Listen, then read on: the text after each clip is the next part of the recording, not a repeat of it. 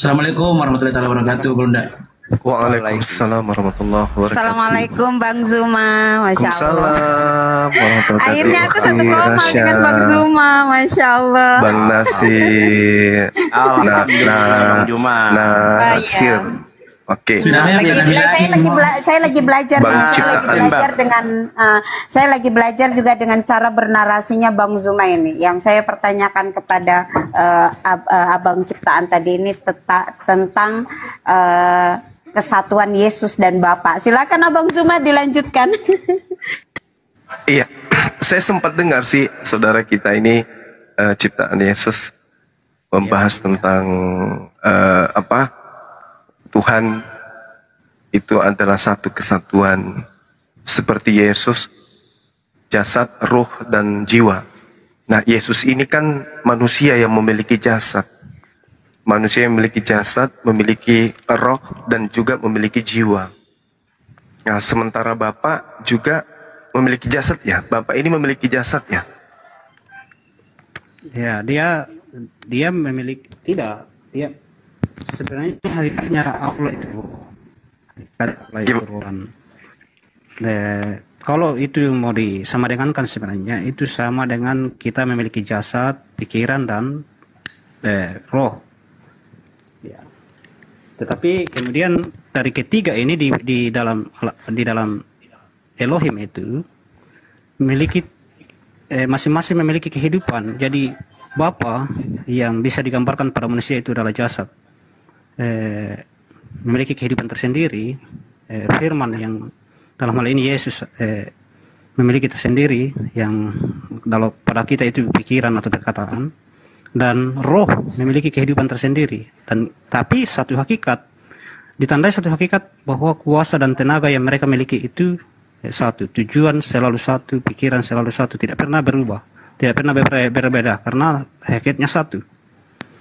Jadi pemikirannya pun sama.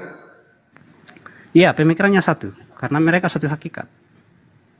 Kenapa Yesus mengatakan bukan atas kehendakku tapi atas kehendak Bapa? Ya, artinya begini Bang, Bang Sima, saya sangat mengagumi Bang dalam beberapa debat yang sering saya saksikan. Saya menjelaskan apa yang Bang Sima pertanyakan tadi. Ingat, salah satu tujuan Yesus datang ke dalam dunia itu mengajar manusia, itu tujuan utama dan salah satu tujuan utamanya. Dan ketika Yesus mengeluarkan pernyataan itu adalah suatu sikap mengajar bagaimana harusnya manusia bersikap di hadapan Allah. Nah, ketika dia mengatakan katakan itu tadi, perkataan itu tadi, maka itu adalah suatu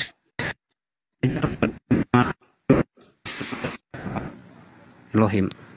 Begitu Bang. Enggak, Yesus kan berdoa tuh. Dia katakan bahwasanya biarlah cawan ini berlalu, tapi bukan atas kehendakku, tapi atas kehendak Dia yang telah mengutus aku. Matius 26 nomor 39. Artinya Yesus dan Bapa itu tidak satu pemikiran, Bang. Gimana saudara mengatakan satu pemikiran? Ya, tetap satu pemikiran ya Bang. Cuman di sini selalu saya katakan bahwa apa yang dikatakan Yesus itu baik tindakannya, baik perkataannya, maupun hal-hal yang terjadi di sekitarnya pada waktu itu adalah salah satu fungsinya adalah mengajar manusia. Dan itu adalah satu sikap memuliakan Allah yang dilakukan oleh Yesus, dan itu contoh. Ya, selain itu yang sedang mengalami pergumulan pada saat itu adalah tubuh kemanusiaan yang memang terbatas juga. Ingat bahwa dia 100% manusia, bahwa segala yang ada pada manusia pada saat itu dimiliki oleh Yesus. Dan dalam kelemahannya dia berbicara kepada Bapaknya untuk meminta kekuatan, dan itu adalah hakikat manusia ya Bang, yang sedang mengalami kelemahan dalam bersiap menghadapi penderitaan pada saat itu. Nah, ini dia masalahnya itu di situ saudaraku. Ketika Yesus memiliki sisi kelemahan, sementara Tuhan tidak memiliki kelemahan, berarti antara yang memiliki kelemahan dan yang tidak memiliki kelemahan itu adalah pribadi yang berbeda dan hakikat yang berbeda. Karena hakikat Tuhan itu maha kuasa. Hakikat Tuhan itu maha kuasa. Ketika dia disebutkan maha kuasa, dia bukan hanya sekedar kuasa, tapi dia juga maha. Ketika dia maha, maka pada dirinya tidak ada kelemahan. Nah, sedangkan Yesus punya kelemahan. Kalau saudara mengatakan itu sisi kemanusiaannya, berarti Tuhan memiliki sisi kelemahan. Karena Tuhan memiliki sisi kemanusiaan. Ini yang keliru besar. Ketika dikatakan bahwasanya Tuhan memiliki sisi kemanusiaan, berarti Tuhan memiliki sisi kelemahan.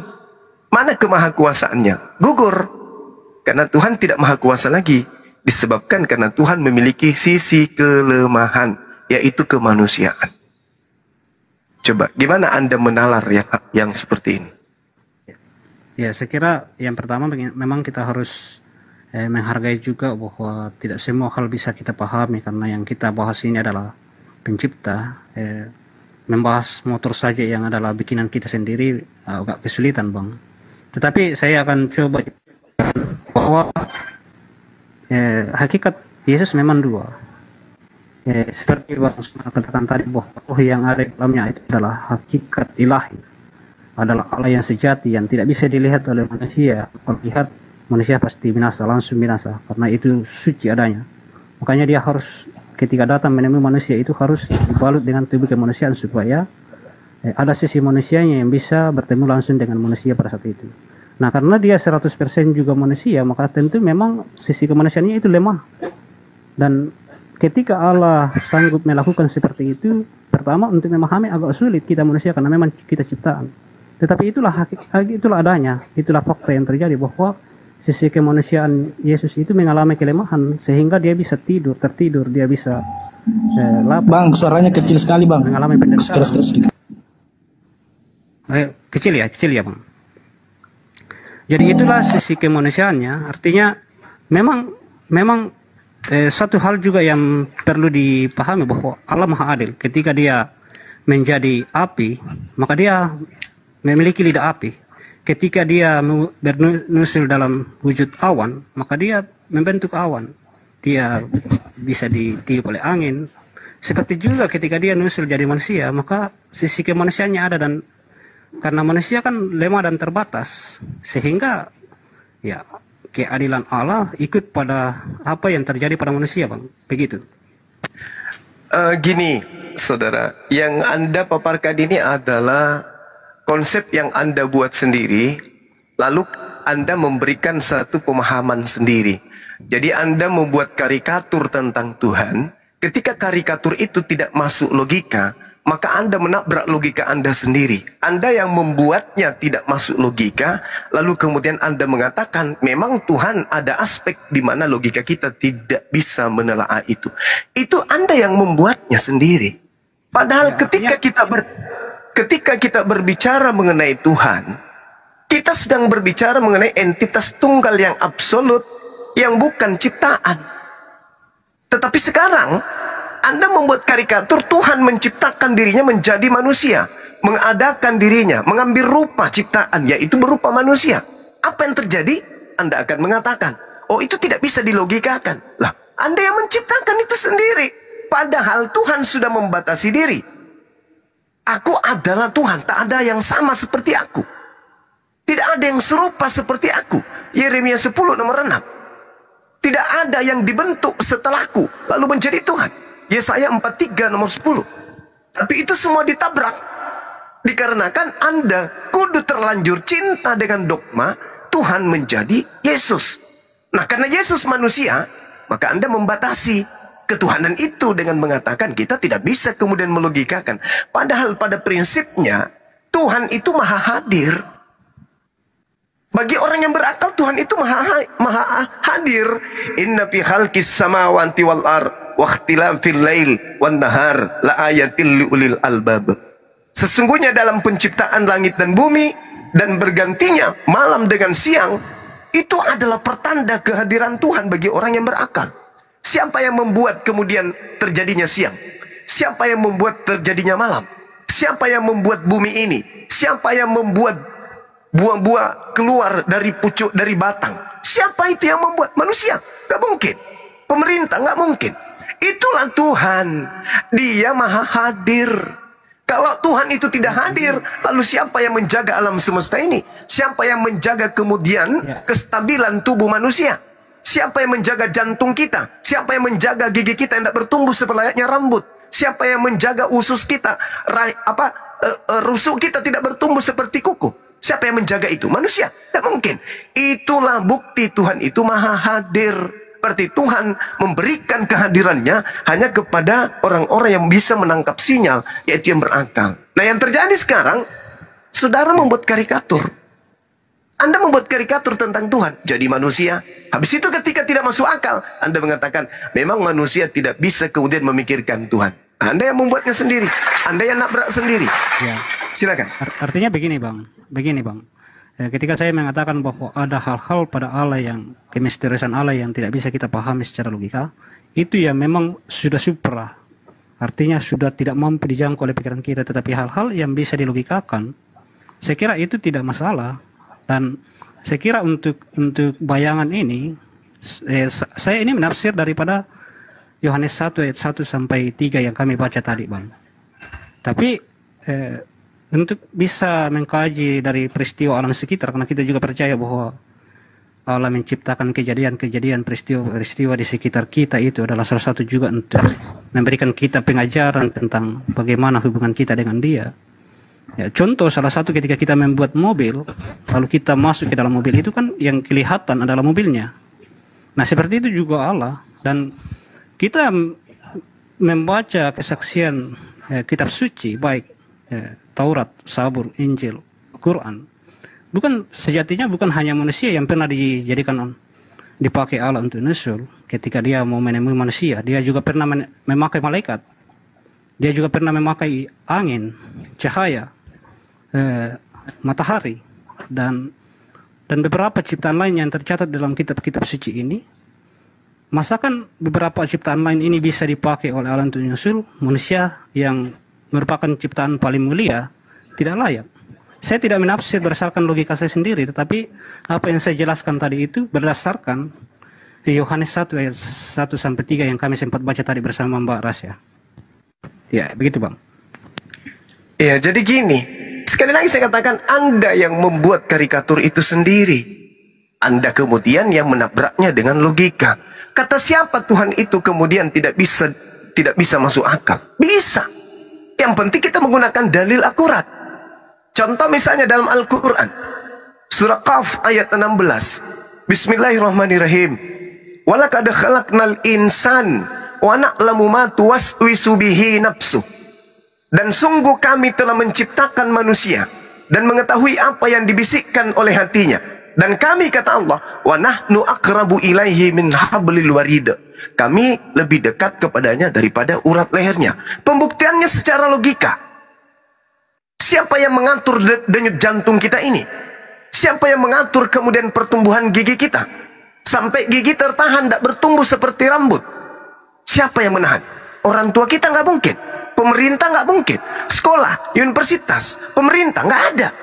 Berarti ada kekuatan di luar dari yang kita tahu, yang ada pada diri kita yang mengatur itu semua. Maka Allah mengatakan, wa nahnu aqrabu ilaihi min hablil warid. Aku Tuhan lebih dekat kepada manusia daripada manusia itu kepada urat lehernya. Artinya nih, kita mampu berbicara, tapi kita tidak tahu seperti apa aspek-aspek yang mampu mengeluarkan suara. Kita memiliki roh, kita hidup, tapi kita tidak tahu apa roh ini. Seperti apa wujud roh ini? Kita tidak tahu. Tapi roh itu ada pada diri kita, tapi kita tidak tahu. Itulah bukti kehadiran Tuhan. Itu yang masuk akal. Nah sekarang kalau Tuhan datang menjadi bayi, dibunuh manusia, itu yang tidak masuk akal. Karena Anda yang menciptakan sendiri. Padahal Tuhan mengatakan dalam Kejadian 6 nomor 3. Apa kata Tuhan? Rohku, roh Elohim, punyaku, tidak selamanya berada dalam diri manusia. Berarti pada diri kita ada aspek unsur keilahian. Itu yang masuk akal. Karena kita ini tak berdaya, Bung. Kepala ini bukan punya kita, tangan ini bukan punya kita, kaki ini bukan punya kita, bahkan seluruh diri kita ini bukan punya kita, tapi punya Dia, sang pemilik pencipta alam semesta. Nah, dengan seperti apa kemudian Tuhan itu mengadakan kemahadirannya dengan menciptakan kita? Maka kita ini wujud eksistensi keberadaan cahaya ilahi. Tidak ada itu Tuhan datang menjadi manusia untuk supaya kita tabrak logika kita sendiri. Tidak. Tuhan telah menyatakan dirinya kepada kita manusia. Aku ada, aku ada. Dengan cara apa aku menghadirkan diriku? Dengan cara aku mengadakan manusia ciptaanku. Sekarang apa yang kita punya? Yang ada pada diri kita. Mata kita pakai melihat, tapi bukan punya kita. Mulut kita pakai berbicara, tapi bukan punya kita. Kaki kita pakai berjalan, tapi bukan punya kita. Berarti kita ini adalah milik Sang Yang Maha Hadir. Dialah pencipta alam semesta. Itu dia. Jadi Tuhan itu logika nyampe. Yang tidak nyampe itu Tuhan-Tuhan yang dibuat. Seperti Yesus. Dia manusia, dia ciptaan, tapi dia 100% Tuhan. Bagaimana caranya kemudian untuk menjelaskan itu? Tidak bisa, akal tidak bisa menyentuh lu. Anda yang membuatnya seperti itu. Yesus yang hanya manusia, dia hanya ciptaan, mengaku datang bukan atas kehendaknya. Anda sendiri menciptakannya. Dia adalah Tuhan 100%. Lalu Anda membumbuhkan akal kita memang tidak sanggup untuk menelaah ketuhanan Yesus. Apa ini? Anda yang membuat karikatur, Anda yang nabrak sendiri. Padahal Tuhan adalah entitas tunggal yang absolut. Sementara di ufuk yang berbeda, manusia sebagai ciptaan yang menempati ruang dan menempuh perjalanan relativitas waktu. Ini yang sering saya jelaskan. Maka Tuhan mengadakan kehadirannya kemudian dengan menciptakan dua alam sebagai bertanda kemahahadirannya. Apa itu? Alam semesta ini sebagai alam besar, alam luas, dan manusia, tubuh kita ini sebagai alam kecil. Untuk membuktikan bahwa aku ada loh. Hai kalian yang berakal, aku ada loh. Aku lebih dekat dari urat lehermu loh. Pada saat kamu tidur, aku yang menjaga napasmu. Pada saat kamu tidur, aku yang menjaga rohmu. Pada saat kamu tidur, aku yang mengembalikan rohmu sampai kau hidup kembali. Pada saat engkau tidur, aku yang membuat jantungmu tetap berdenyut. Dan aku yang membantu kemudian, aku yang memperjalankan aliran darahmu di dalam tubuhmu. Bukan nenekmu, bukan bapakmu. Bukan negara yang kau cintai ini. Bukan pasukan PBB. Tapi aku. Itu baru rasional. Karena kita ini tak ada daya. Kita ini nggak tahu apa-apa. Makanya Yesus sendiri yang sebagai nabi bahkan dilantik. Apa kata beliau? Aku tidak dapat berbuat apa-apa dari diriku sendiri. Seorang Yesus mengatakan itu. Apatah lagi kita. Seperti itu, Bang. Iya, iya. Ya, mungkin saya tanggapi Bang ya. Silakan. Ya, jadi sekali lagi Bang, bahwa saya katakan ada hal-hal pada Allah kita yang supra atau di luar dari pikiran kita itu yang tidak mampu kita logikakan. Terkait bahwa Allah itu tidak terbatas, betul. Secara hakikat yang wujud aslinya Allah adalah roh itu tidak terbatas. Tetapi kemudian ketika Allah mau membatasi dirinya dengan nusul jadi manusia, saya kira kita juga harus mengakui kemahakuasaan Allah dalam hal ini. Bahwa ketika dia sanggup memakai manusia, dan bukan catatan kitab suci kan mengatakan bukan hanya manusia yang pernah dipakai Allah untuk nusul. Manusia adalah salah satu ciptaan yang pernah tercatat dalam kitab suci, tetapi juga dia pernah memakai yang dia lebih kecil lagi, yaitu api. Nah, dia memakai api itu untuk menyusul bertemu dengan manusia, sebagaimana kisah Nabi Musa. Ketika dia bertemu dengan Nabi Musa, dia wujud dalam wujud api.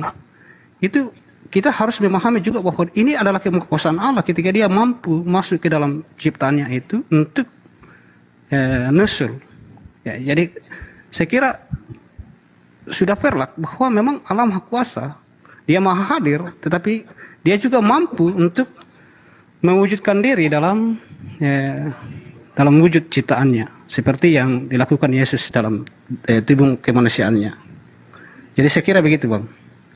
Oke, saudaraku, ketika saya nih membuat sekte baru, lalu melantik bom-bom menjadi Tuhan, Anda pasti akan mengatakan, gila Bang Zuma.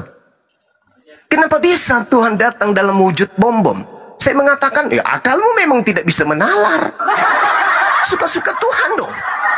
Kamu tidak bisa menganulir kemudian keinginan Tuhan, kemahakuasaan Tuhan. Dia mau datang menjadi bom-bom kok. 100% manusia, 100% Tuhan. Memang nggak bisa. Secara manusiawi bom-bom adalah manusia. Tapi secara keilahian, itu yang tidak bisa Anda tangkap. Karena akal manusia, akal Anda tidak akan sampai kepada hakikat tersebut. Karena bom-bom 100% manusia, 100% ilahi Tuhan. 100%-nya tidak bisa Anda nalar. Sama seperti itu yang Anda buat sekarang. Sama. Padahal ketika Anda berbicara, Tuhan datang menyatakan diri, memperlihatkan diri dalam semak duri, dalam awan dan seterusnya. Itu bukan Tuhan. Itu makhluk utusan Tuhan.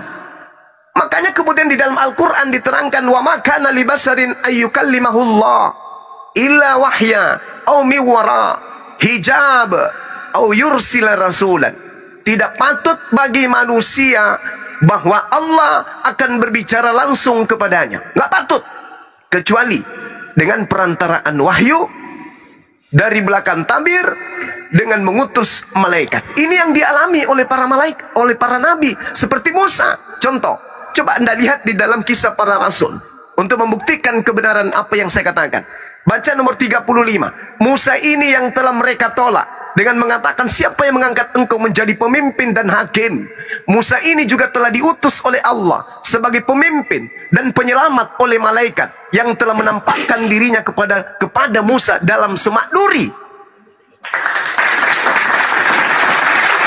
Lalu nomor 38-nya, Musa inilah yang menjadi pengantara dalam sidang jemaah di padang gurun di antara malaikat yang berfirman kepadanya di gunung Sinai, dan nenek moyang mereka kemudian, dan dialah yang menerima firman-firman yang hidup untuk menyampaikan kepada kamu. Kamu telah menerima hukum Taurat yang disampaikan oleh para malaikat-malaikat, akan tetapi kamu tidak menurutinya. Jadi Nabi Musa itu tidak bertemu Tuhan. Nabi Musa bertemu dengan para malaikat, yang mana malaikat ini datang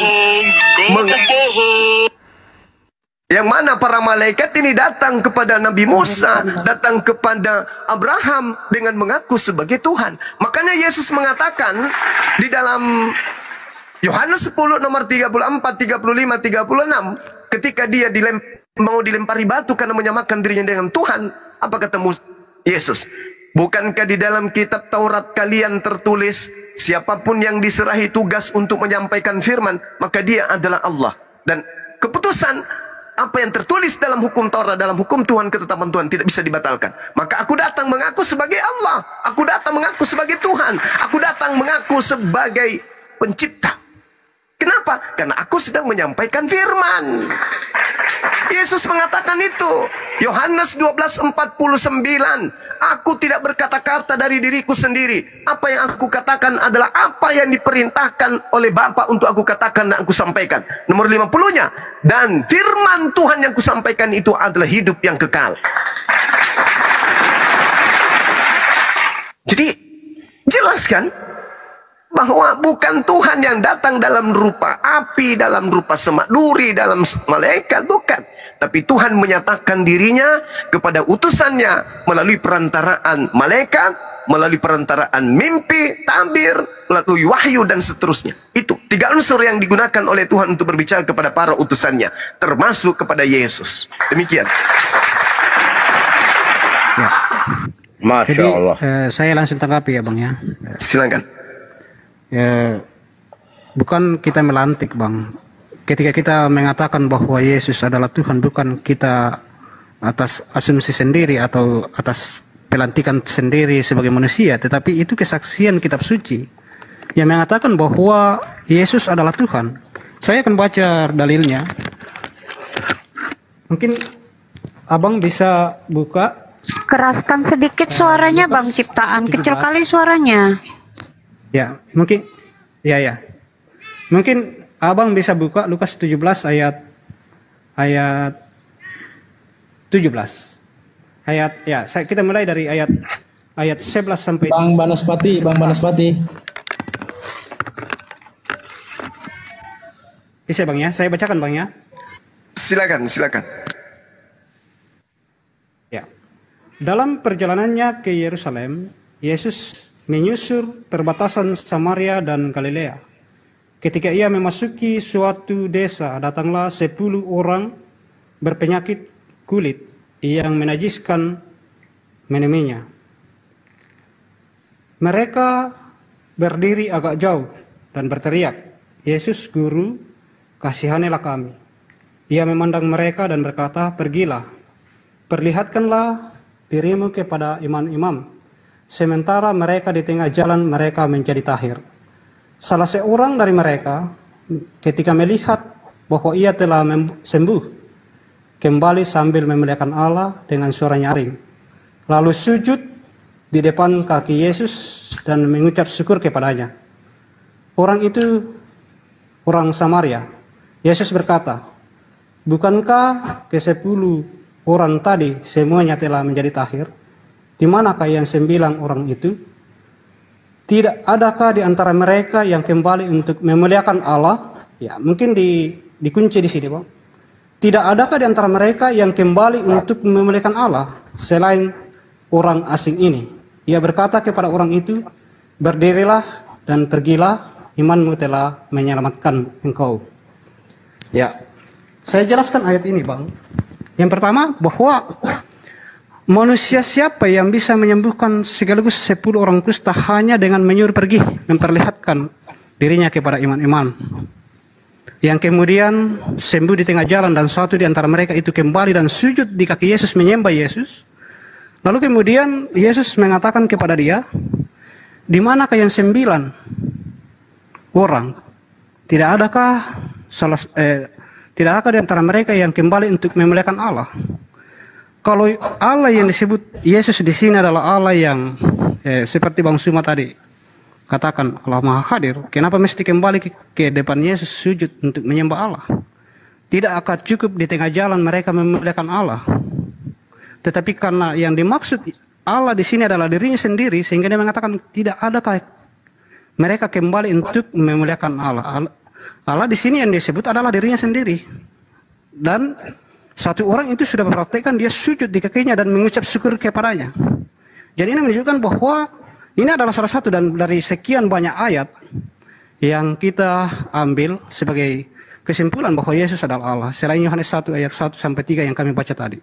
Dan yang kemudian ketika pernyataan-pernyataan, "Aku datang bukan berdasarkan kehendakku sendiri, aku datang untuk diutus." Sekali lagi saya katakan bahwa itu adalah sikap kesatuan, kesehatian Allah yang saling memuliakan satu sama lain.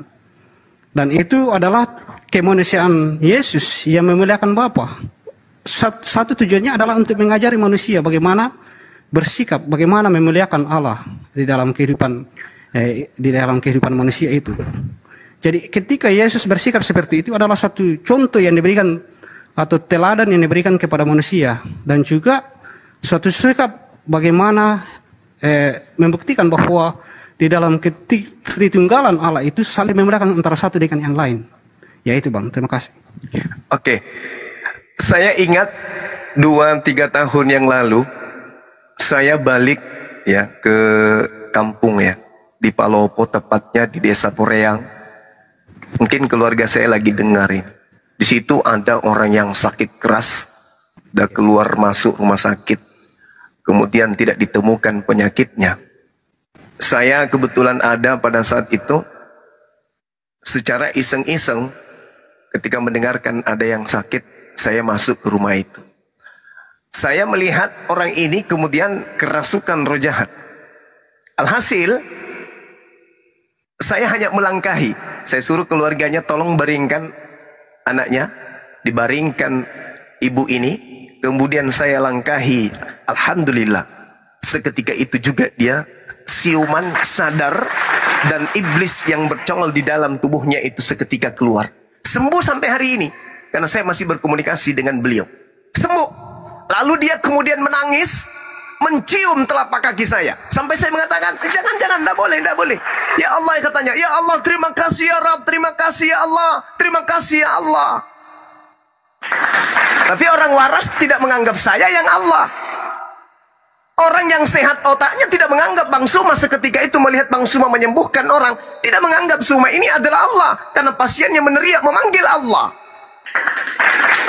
Hanya orang cupu penganut ajaran pagan yang melihat seperti ini menyembah orang yang bisa menyembuhkan orang. Ini terjadi, saya yang mengalami gitu loh. Orang ini mencium kaki saya katakan jangan, enggak boleh. Saya bersyukur ya Allah, terima kasih ya Allah, Kau telah menyembuhkan aku. Saya kalau orang kerasukan setan, saya menganggap diri saya Tuhan, itu lucu. Yesus sama sekali tidak sesuai dengan sangkaan saudara. Tidak sama seperti sangkaan saudara. Kenapa? Yesus mengatakan dalam kesaksiannya, ada kesaksianku yang lebih penting dari kesaksian Yohanes Pembaptis. Bahwa semua pekerjaan yang aku lakukan, menyembuhkan. Pekerjaan itu yang aku lakukan. Dan pekerjaan itu yang bersaksi bahwa Bapa yang telah mengutus aku. Itu kesaksian Yesus. Jadi jauhkan pemahaman Anda, dia itu adalah Tuhan. Itu kesaksiannya. Masa Anda tidak percaya kepada kesaksiannya? Semua pekerjaan yang aku lakukan, pekerjaan itu yang bersaksi bahwa aku adalah Rasulullah, aku adalah utusan Allah. Itu satu. Kemudian kesaksian Yesusnya di dalam Yohanes 4 nomor 34. Makananku, coba, aktivitasku, rutinitasku, tugasku, kesibukanku, habitku adalah melaksanakan apa yang diperintahkan Bapa untuk aku kerjakan. Anda masih ragu juga? Coba Anda baca di dalam Kisah Para Rasul 2 nomor 22. Apa yang dikatakan kemudian kitab saudara? Ini kitab saudara. Hai orang-orang Israel, dengarkanlah perkataan ini. Yang aku maksudkan adalah Yesus, manusia dari kota Nazaret. Seorang manusia yang telah ditentukan oleh Allah, yang dinyatakan kepadamu dengan kekuatan menyembuhkan orang buta, orang lumpuh, orang kusta, bahkan orang mati pun dibangkitkan dengan mukjizat dan tanda-tanda yang dilakukan oleh Allah melalui perantaraan Yesus di tengah-tengah kamu seperti yang kamu tahu. Jadi Allah yang melakukan itu, bukan Yesus. Yohanes 5 nomor 30. Aku tidak dapat berbuat apa-apa dari diriku sendiri. Sama seperti Bang Suma menyembuhkan orang tadi. Bukan Bang Suma, tapi Allah yang memberikan kesembuhan pada orang tersebut melalui Bang Suma.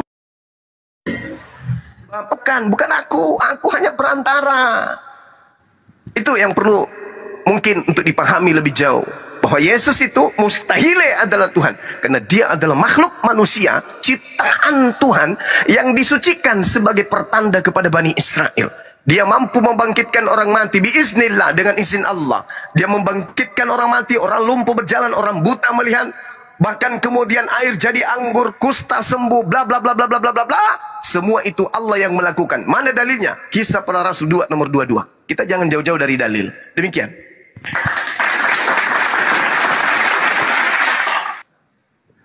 Ya, langsung Bang ya. Silakan. Ya, saya sangat salut dengan apa yang Bang Suma tadi paparkan, dan saya menghargai kalau iman Bang Suma mengatakan bahwa Yesus hanya utusan. Tetapi sejatinya bahwa kami sudah final dengan iman kami bahwa Yesus adalah Allah. Dia adalah Sang Firman yang nusul jadi manusia. Dengan ditandai beberapa ayat yang saya sudah bacakan tadi, dan juga mujizat-mujizat yang dilakukan oleh mana jaisnya lo? Teman-teman butut naik pun kita penjoleh pun jaisnya.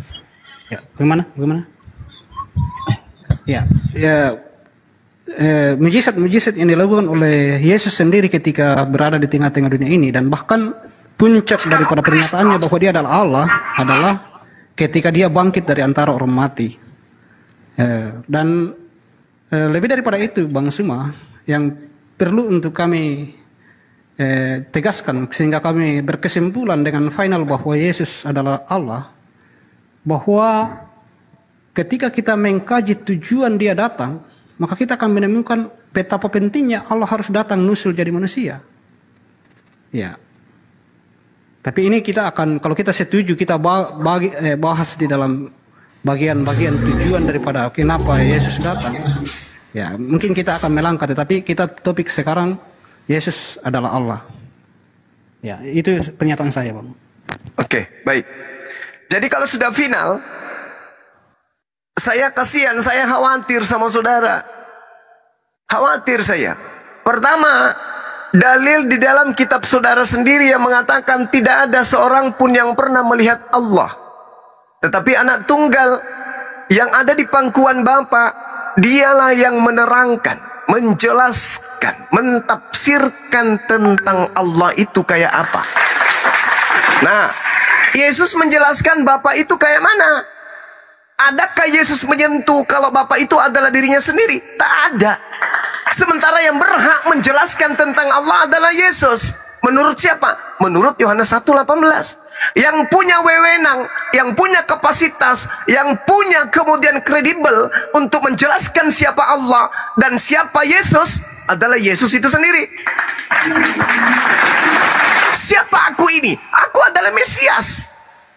Siapa aku ini? Aku adalah Nabi.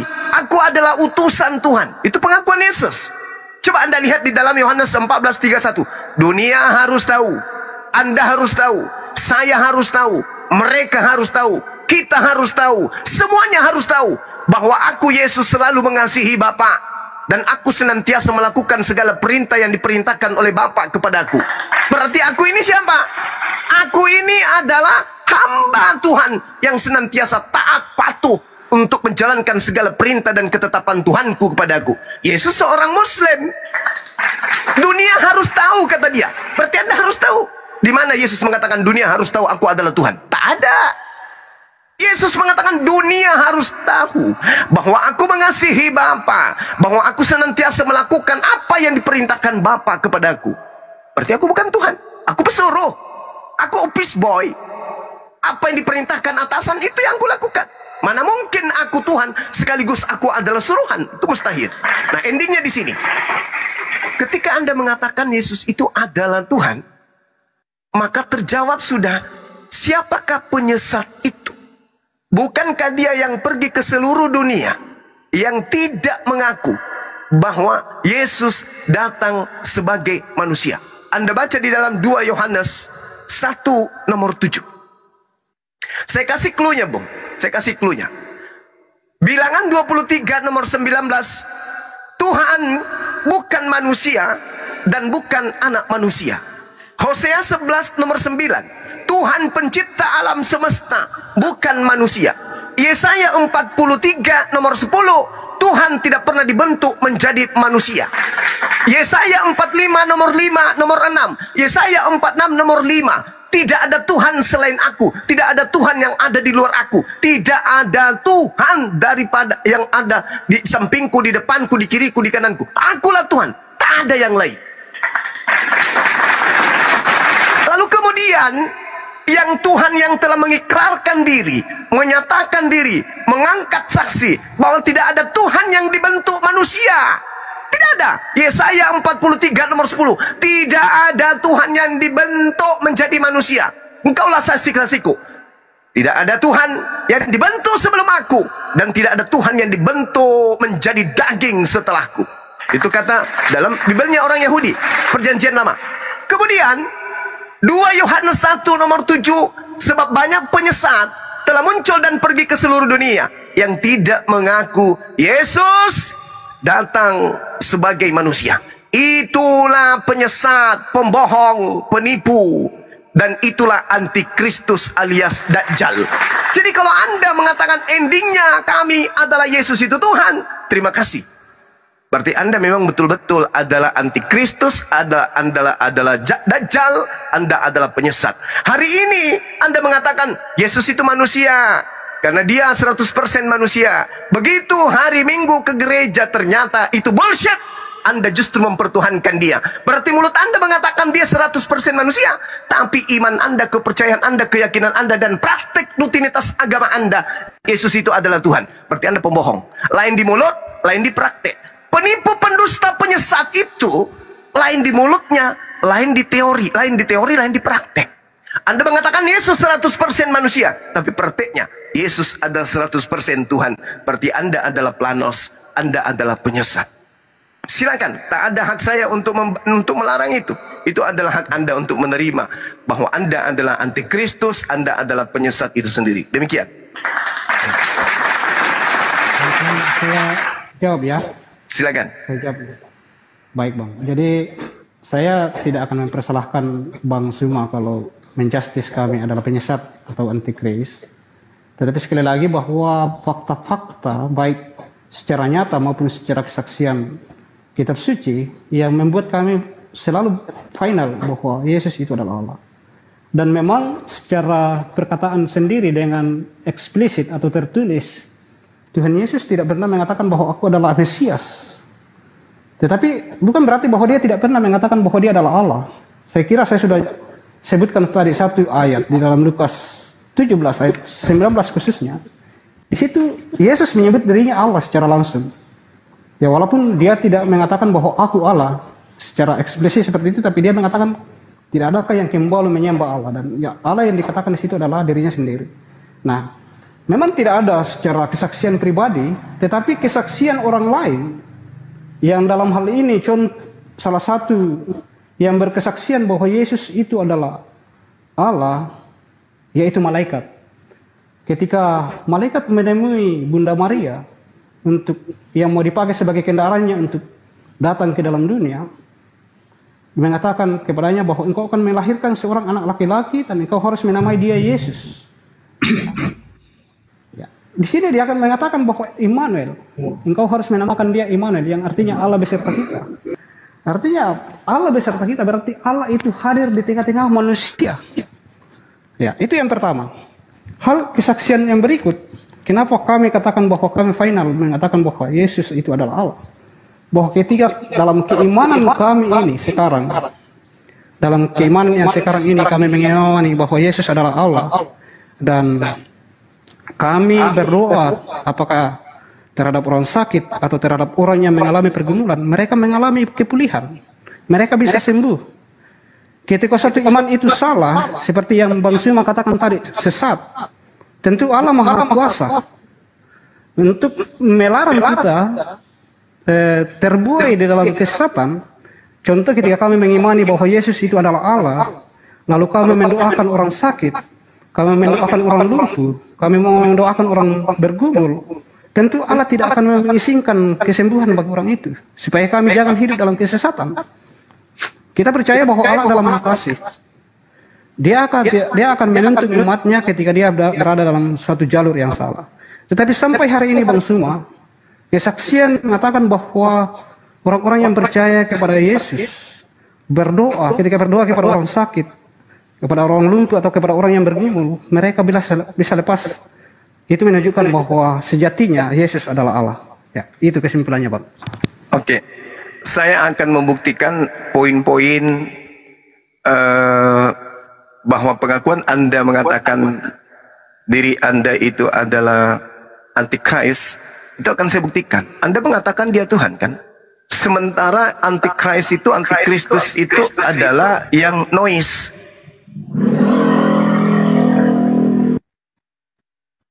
Ya kalau tidak ini, kalau bukan Kristen diturunkan aja.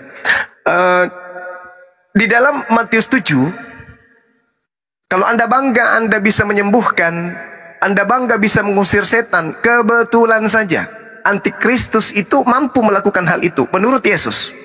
Di mana Yesus mengatakan itu? Di dalam Matius 7.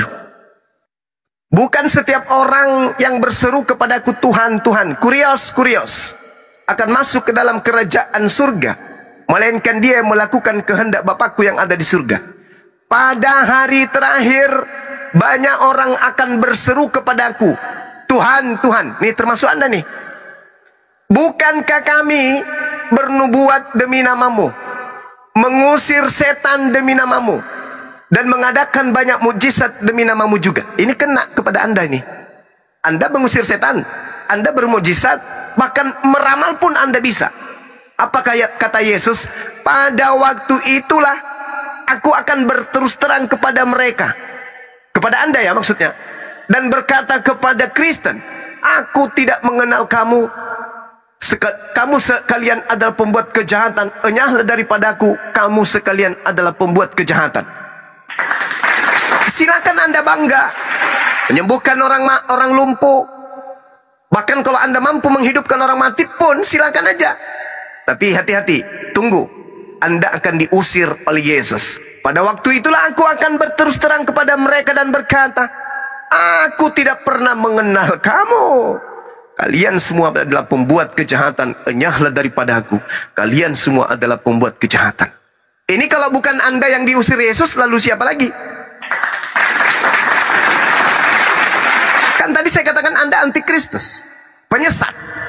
Tapi di dalam kepenyesatan Anda menyembah kepada esensi makhluk halus yang mengantarkan Anda bisa bermujizat dengan menggunakan nama Yesus.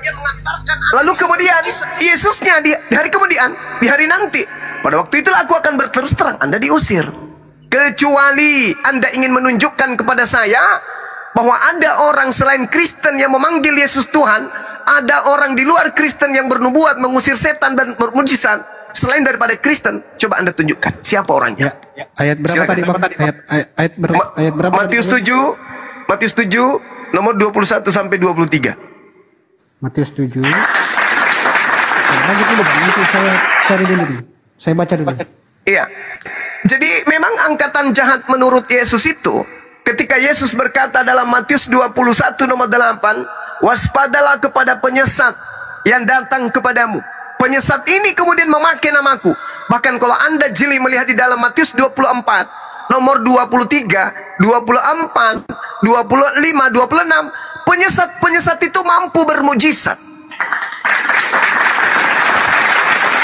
Mesias palsu, artinya Yesus palsu, dan nabi-nabi palsu, artinya pengajar-pengajar palsu, pemimpi-pemimpi palsu akan melakukan banyak mujizat-mujizat, sekiranya mungkin menyesatkan banyak orang, bahkan menyesatkan orang pilihan juga, orang-orang pilihan juga. Camkanlah, aku sudah mengatakannya kepadamu terlebih dahulu. Jadi apabila ada orang berkata ada Yesus di sini, ada Yesus di sana, ada Yesus di padang gurun, ada Yesus dalam bilik, jangan kamu percaya. Silakan Anda bangga, membuktikan Anda memiliki Tuhan. Anda membuktikan. Ingat Bung, orang-orang yang bikin santet pun bisa ngobatin, orang-orang dukun pun bisa mengobatin. Tapi apakah mereka betul? Betul menurut hitungan mereka, betul juga menurut hitungan saudara. Tapi janganlah saya yang mengatakan itu, cukuplah Yesus. Enyahlah daripadaku, kalian semua adalah pembuat kejahatan. Aku tidak pernah mengenal kalian. Silakan. Ya, saya tidak menemukan tadi dalilnya, Bang, tapi saya akan menanggapi itu.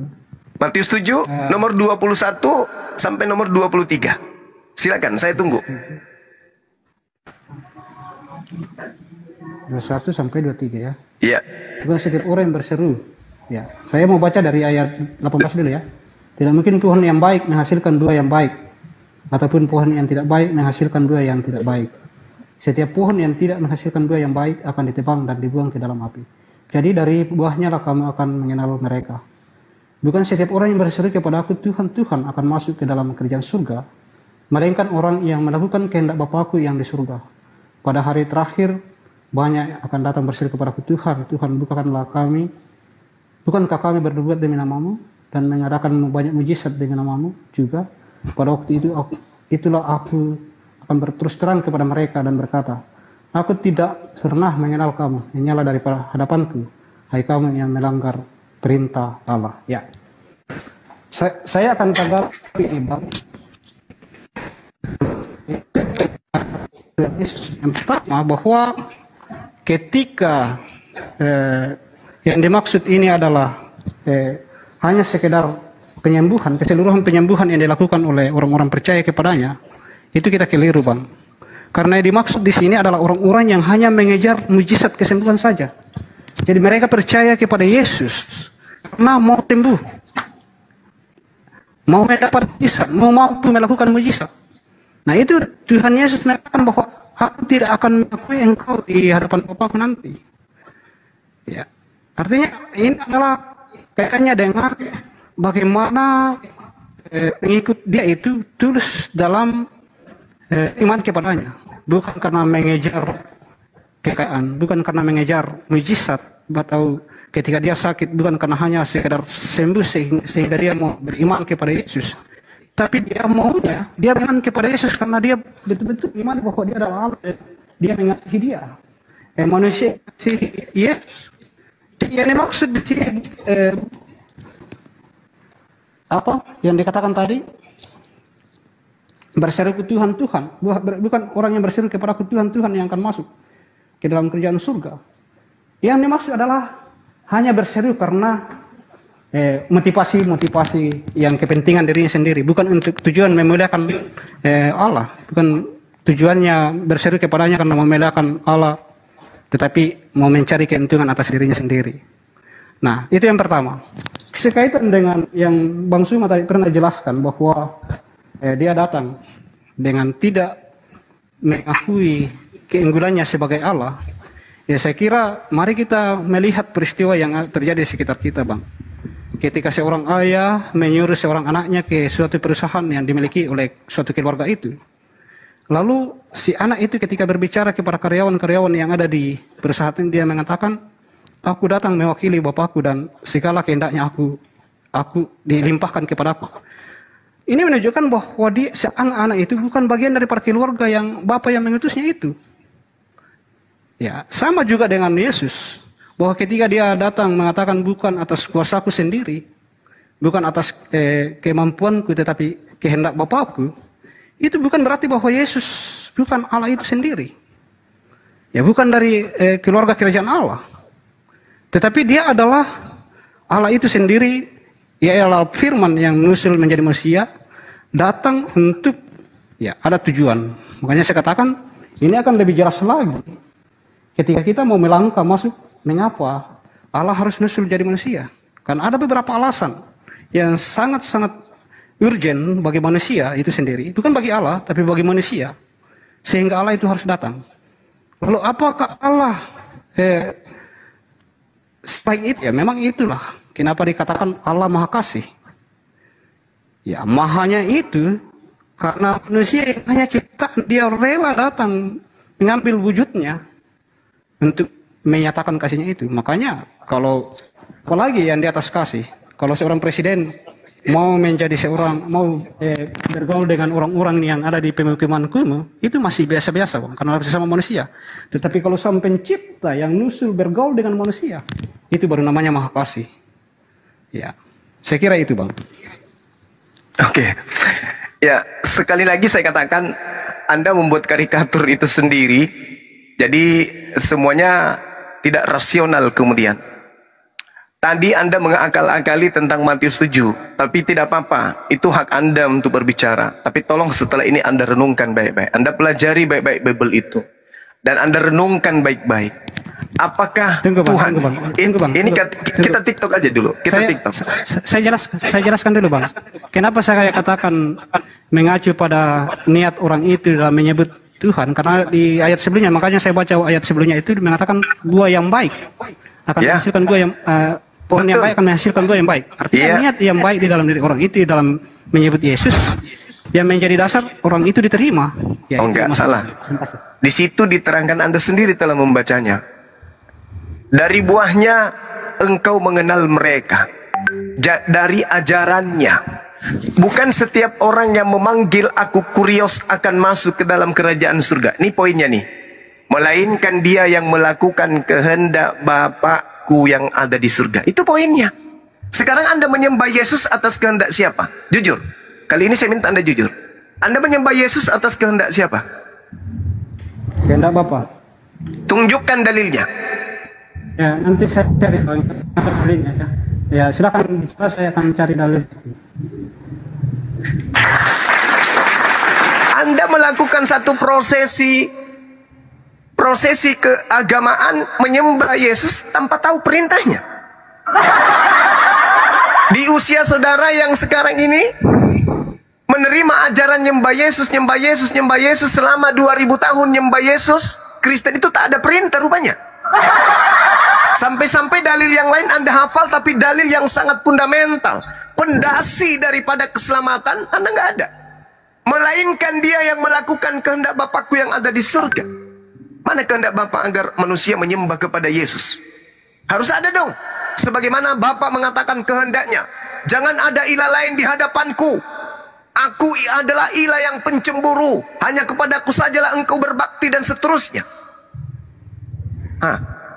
Bunuhlah orang ketika ada orang yang mengajak engkau menyembah kepada ilah lain. Bunuh sekampung. Tanganmu sendirilah yang harus melontari kepalanya dengan batu sampai mati. Kalau ada yang mengajak engkau menyembah kepada ilah lain selain daripada aku. Nah sekarang Kristen muncul di mana orang Yahudi tidak pernah ada dalam bayangan mimpi mereka sekalipun menyembah anak yang mereka katakan anak hasil zina. Menyembah anak yang lahir tanpa ayah. Tak ada dalam pikiran mereka. Karena orang Yahudi Tuhan itu laisa kamitslihi syai'. Yeremia 10 nomor 6. Tuhan tidak serupa dengan manusia. Bilangan 23 nomor 19. Tuhan bukan manusia dan bukan anak manusia. Yesus manusia dan anak manusia. Sementara yang diusir ini dari buahnya kita bisa melihat. Yaitu siapa? Mereka yang memanggil Yesus Tuhan. Bermujizat mengusir setan. Lalu kemudian bernubuat pakai nama Yesus. Tetapi amalan-amalan prosesi agamanya tidak sesuai dengan kehendak Bapa. Satu, tak ada kehendak Bapa sembahlah Yesus. Tak ada kehendak Bapa ibadahlah hari Minggu. Tak ada kehendak Bapa Natalan. Tak ada kehendak Bapa memperingati kelahiran Yesus, memperingati kenaikan Yesus. Tak ada kehendak Bapa makan babi. Tak ada kehendak Bapa membatalkan hukum-hukum Torah. Tak ada kehendak Bapa merasulkan Paulus. Tak ada kehendak Bapa menjadikan perjanjian baru sebagai pengganti perjanjian lama. Tak ada. Jadi bukan kehendak Bapa yang menjadikan Anda mempertuhankan Yesus. Maka kembali kepada saudara, siap-siap untuk diusir. Saya hanya memperingatkan. Kami umat Islam hanya datang membawa peringatan saja. Yang mau mengikuti silakan, yang tidak mau mengikuti silakan. Toh iman kami tidak akan rusak karena kami percaya Yesus yang kami imani sebagai Nabi Isa alaihissalam adalah Nabi suci yang datang ke tengah-tengah Bani Israel untuk mengajak Bani Israel kembali kepada jalan Tuhan yang betul. Demikian.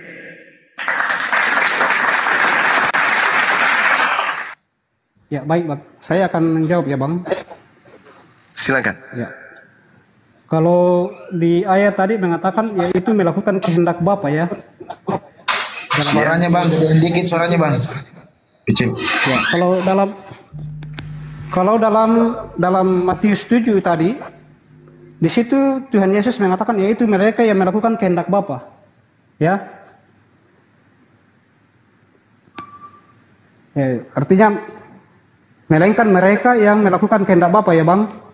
Iya. Boleh memanggil Yesus, boleh memanggil Yesus Tuhan, kurios, boleh.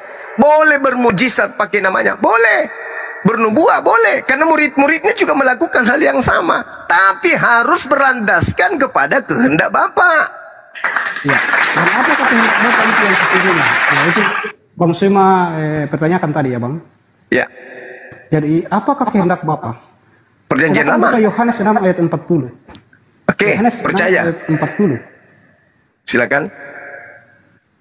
Sebab inilah kehendak Bapakku, yaitu supaya setiap orang yang melihat anak, dalam hal ini Yesus, dan yang percaya kepadanya teroleh hidup yang kekal.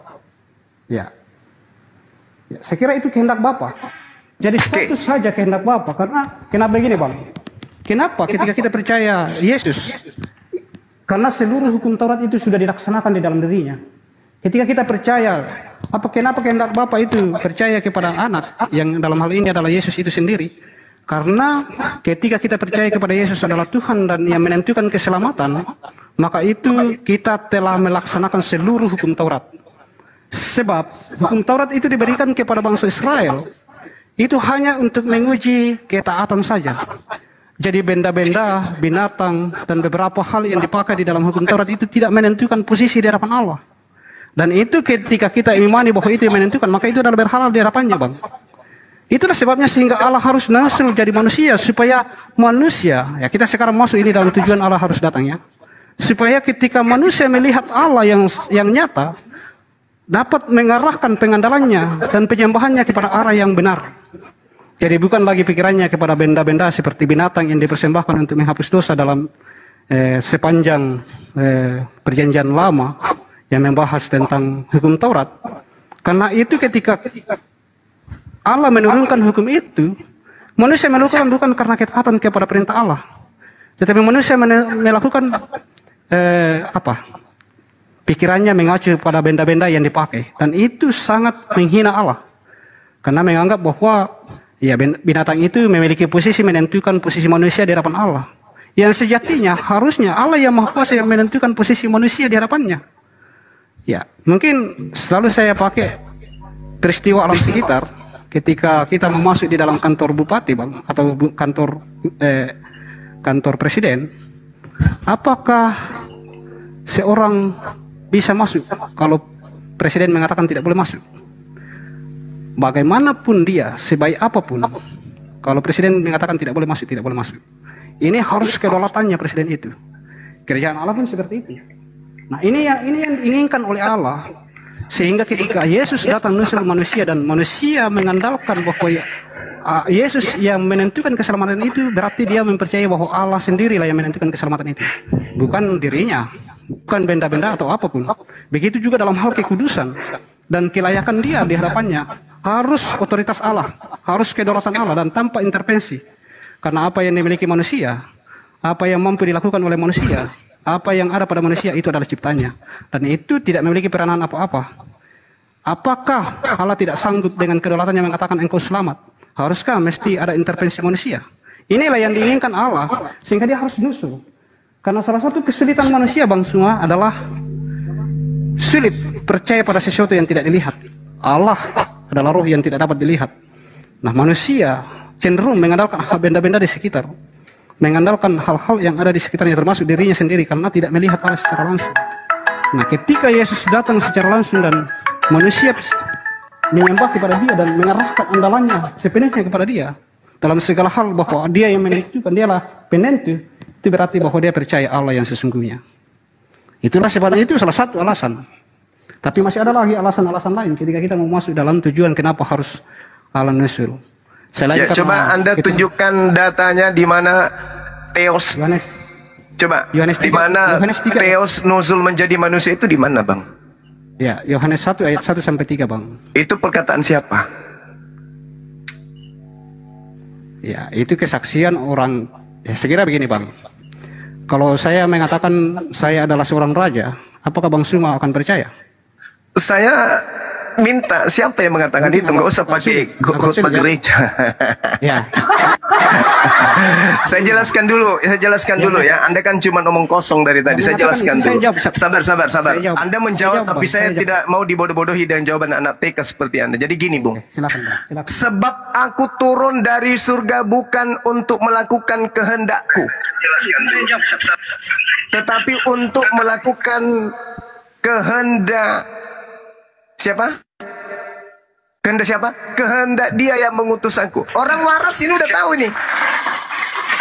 Tapi Anda tetap kekeh mempertahankan iman Anda, nggak apa-apa.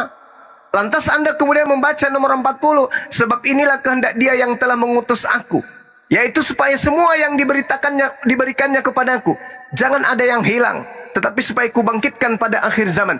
Inilah kehendak Bapakku, yaitu supaya setiap orang yang melihat anak. Sekarang orang Kristen mana yang melihat Yesus? Anda harus belajar lebih dalam lagi.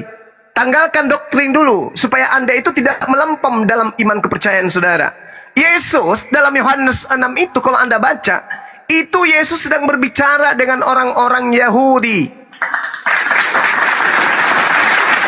Jadi Yesus ketika mengatakan barang siapa yang melihat aku, itu Yesus sedang berbicara kepada orang yang sesaman dengan dirinya, bukan dengan orang Kristen. Maksudnya, siapa yang bertemu, siapa yang sesama dengan aku sekarang, bertemu langsung dengan aku sekarang, dan percaya kemudian dengan apa yang kukatakan, maka dia akan memperoleh hidup yang kekal.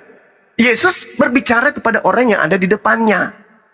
Barang siapa yang melihat anak, melihat aku, dan yang percaya kepada aku, peroleh hidup yang kekal.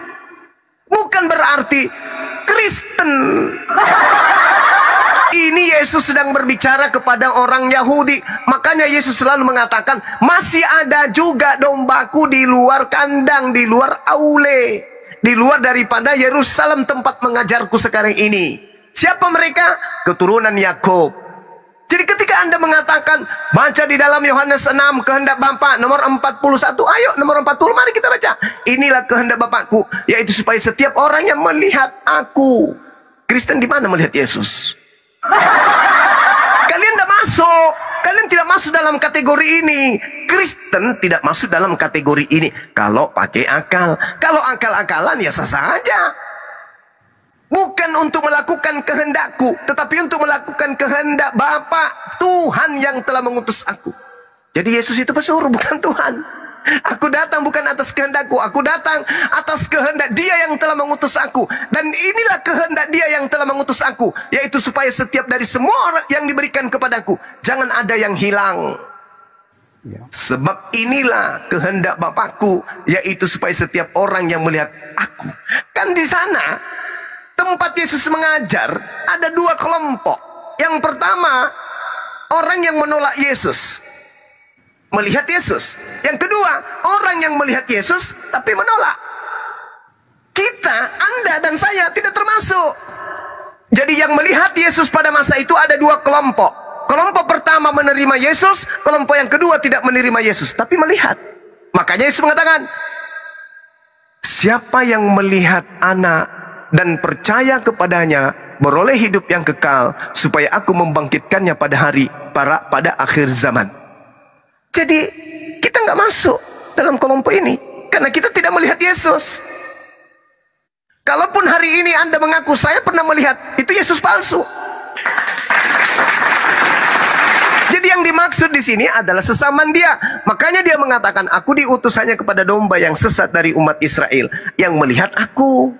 Makanya Dia pesan bagi Bani Israel yang tidak melihat Dia. Yesus berpesan kepada ke-12 muridnya, Matius 10 nomor 5 nomor 6. Pergilah, jangan kau ke bangsa lain. Jangan ke bangsa lain. Jangan ke bangsa Indonesia. Jangan ke bangsa yang lain. Tetapi pergilah kepada bangsa muridku, yaitu umat Israel. Matius 10 nomor 5 nomor 6. Anda sekarang mengusung kemudian iman Anda. Oke saja, tak apa-apa. Tapi bagi saya itu hanya lelucon. Karena tadi Anda sudah mengiyakan siapa yang menerima Yesus sebagai Tuhan tidak menerimanya sebagai manusia, maka dia adalah antikristus. Lalu kemudian alasan-alasan Anda, tujuan Tuhan datang ke bumi untuk menjadi manusia adalah kasih. Tidak masuk akal. Tidak masuk akal. Sama sekali tidak masuk akal.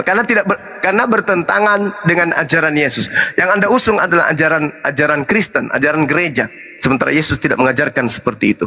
Kata Yesus, hidup kekal itu, Yohanes 17 nomor 3, adalah mereka mengenal Engkau satu-satunya Tuhan. Tidak boleh dua. Dan mengenal Yesus sebagai utusan. Jadi untuk memperoleh hidup yang kekal, Yesus harus dikenal sebagai apa? Sebagai Tuhan atau sebagai utusan? Kalau Anda mengatakan sebagai Tuhan, tunjukkan dalil. Kalau saya mengatakan sebagai utusan, maka saya tunjukkan dalil. Yohanes 17 nomor 3. Hidup kekal adalah mengenal Yesus sebagai utusan. Tolong tunjukkan dalil kepada saya. Hidup kekal adalah mengenal Yesus sebagai Tuhan. Di mana dalilnya?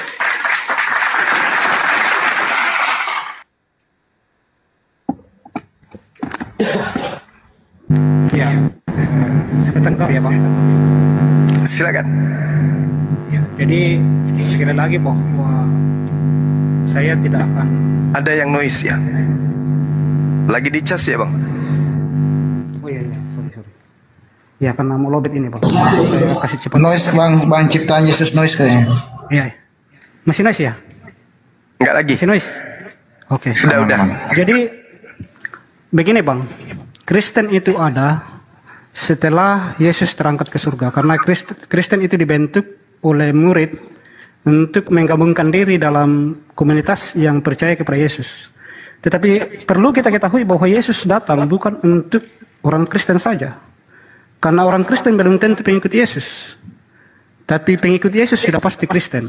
Ini yang perlu kita pahami Bang. Jadi memang betul saya setuju. Ketika Bang Suma mengatakan bahwa tidak semua orang Kristen, memang betul.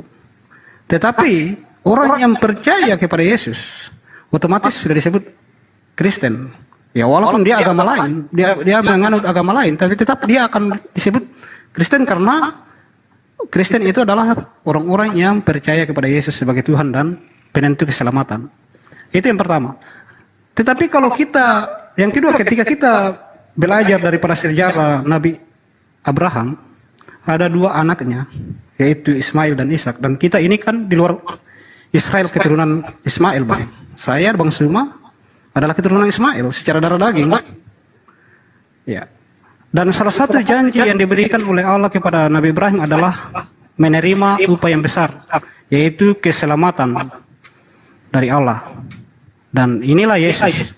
Dan kedua anak ini berhak menerima kedua janji itu. Kalau kita mau pakai bukti-bukti, Bang, ketika nenek moyang kita Ismail itu disunat, itu adalah tanda bahwa dia juga menerima perjanjian itu. Dan ketika nenek moyang kita itu diusir dari rumah Abraham, malaikat Tuhan datang menemui di padang paran, menyuruhnya kembali untuk tetap di rumah Abraham.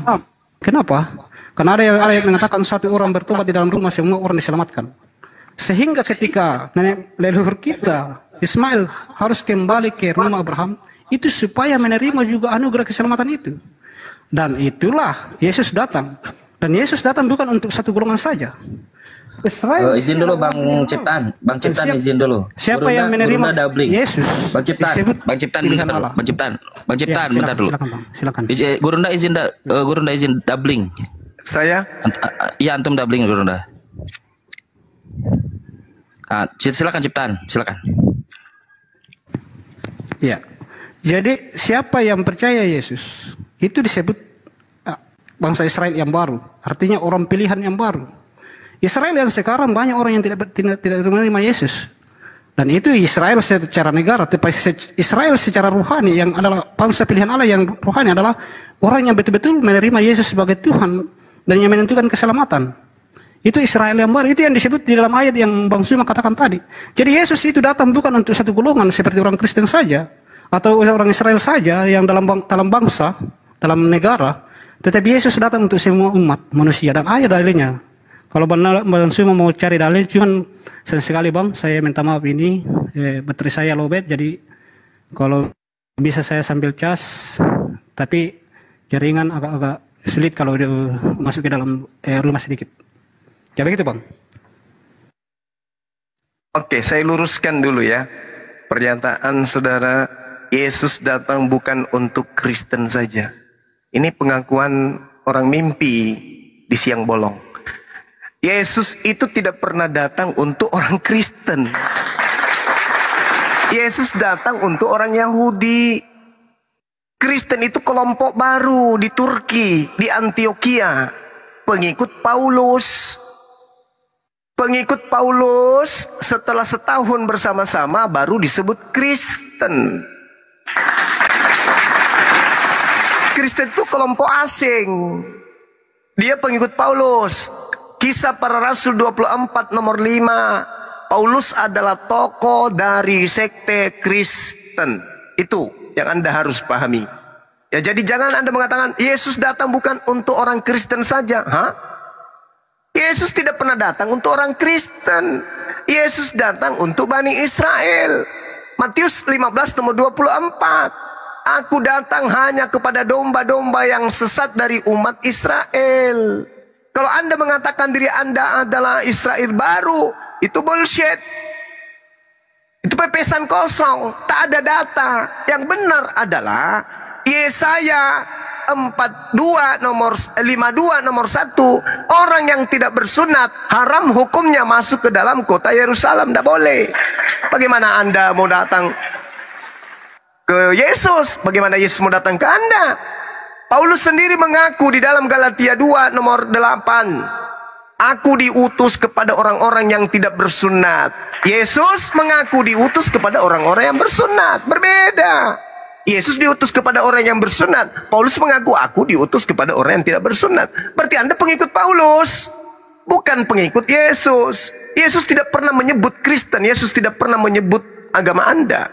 Dan Yesus tidak ada sama sekali pengikutnya makan babi, ibadah minggu, nyembah, menuhankan dirinya, menggantikan Elohim. Tak ada.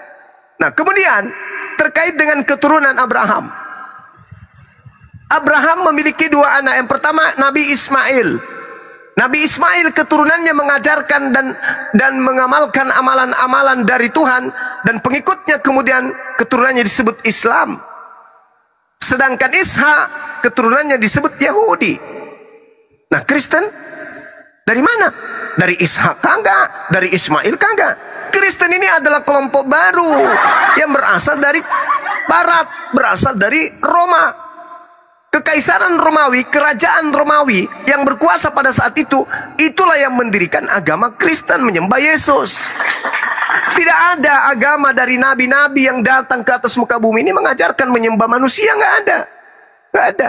Tidak ada juga yang mengajarkan makan babi. Dari Ishak, dari Ismail, haram makan babi. Sementara Anda, agama Anda, makan babi. Anda bukan dari kelompok kami. Yesaya 66. Yesaya 66. Anda baca nomor 5. Nomor 15, 17. 16, 17. Tuhan akan datang dengan nyala apinya, menghardi dengan marahnya. Dia akan membunuh orang banyak, yaitu mereka yang mengikuti orang yang makan babi dan makan tikus serta makanan-makanan yang menjijikkan. Di data nomor 23-nya, Tuhan mengatakan, sabat berganti sabat, bulan berganti bulan. Seluruh manusia akan datang kepadaku, sujud beribadah menyembah kepadaku. Jadi dua di situ dinubuatkan, Islam dan Kristen. Kristennya dibakar dengan api, Islamnya datang sujud menyembah kepada Tuhan. Kalian tidak sujud, berarti yang sujud kami. Kalian makan babi, berarti yang dibakar kalian. Itu nubuat. Jadi kita tidak bisa kemudian berbicara kalau tanpa dalil. Percuma kita ngomong panjang lebar kalau cuma berasumsi. Kita harus ada dalil yang mendukung. Jadi Islam berasal dari keturunan Nabi Ismail, Yahudi berasal dari keturunan Isa, Kristen ini berasal dari keturunan siapa? Jadi saudara Yesus itu dikatakan di dalam Ibrani 5 nomor 7 dia adalah seorang yang soleh. Dia seorang soleh, bukan seorang Kristiani. Ya, jadi kalian itu beda. Kelompok Kristen itu berbeda. Kristen itu buatan Paulus. Yesus itu orang soleh. Kalian bukan orang soleh. Ibrani 5 nomor 7, dalam kemanusiaannya Yesus mempersembahkan doa yang sungguh-sungguh kepada Tuhan yang mampu menyelamatkannya dari maut. Dan atas kesolehannya doanya dikabulkan. Yesus soleh. Kalian kufur, beda. Kalian Kristen, Yesus soleh, kami soleh. Berarti keturunan Isa dan keturunan Ismail itu sama-sama menyembah kepada hakikat yang satu. Sedangkan kalian menyembah kepada manusia, cucunya Daud, ponaannya Maria yang Anda sembah. Ponaannya Elizabeth. Sepupu sekalinya Yahya yang Anda sembah, Yohanes. Ya, saudara-saudaranya Yakobus, Yudas yang Anda sembah. Itu yang bahaya. Cucunya Daud yang Anda sembah, anaknya Maria. Anak manusia yang Anda sembah. Sedangkan kami, Bani Ismail, Bani Isa, menyembah kepada pencipta langit dan bumi, bukan menyembah ciptaan, yaitu Yesus. Demikian.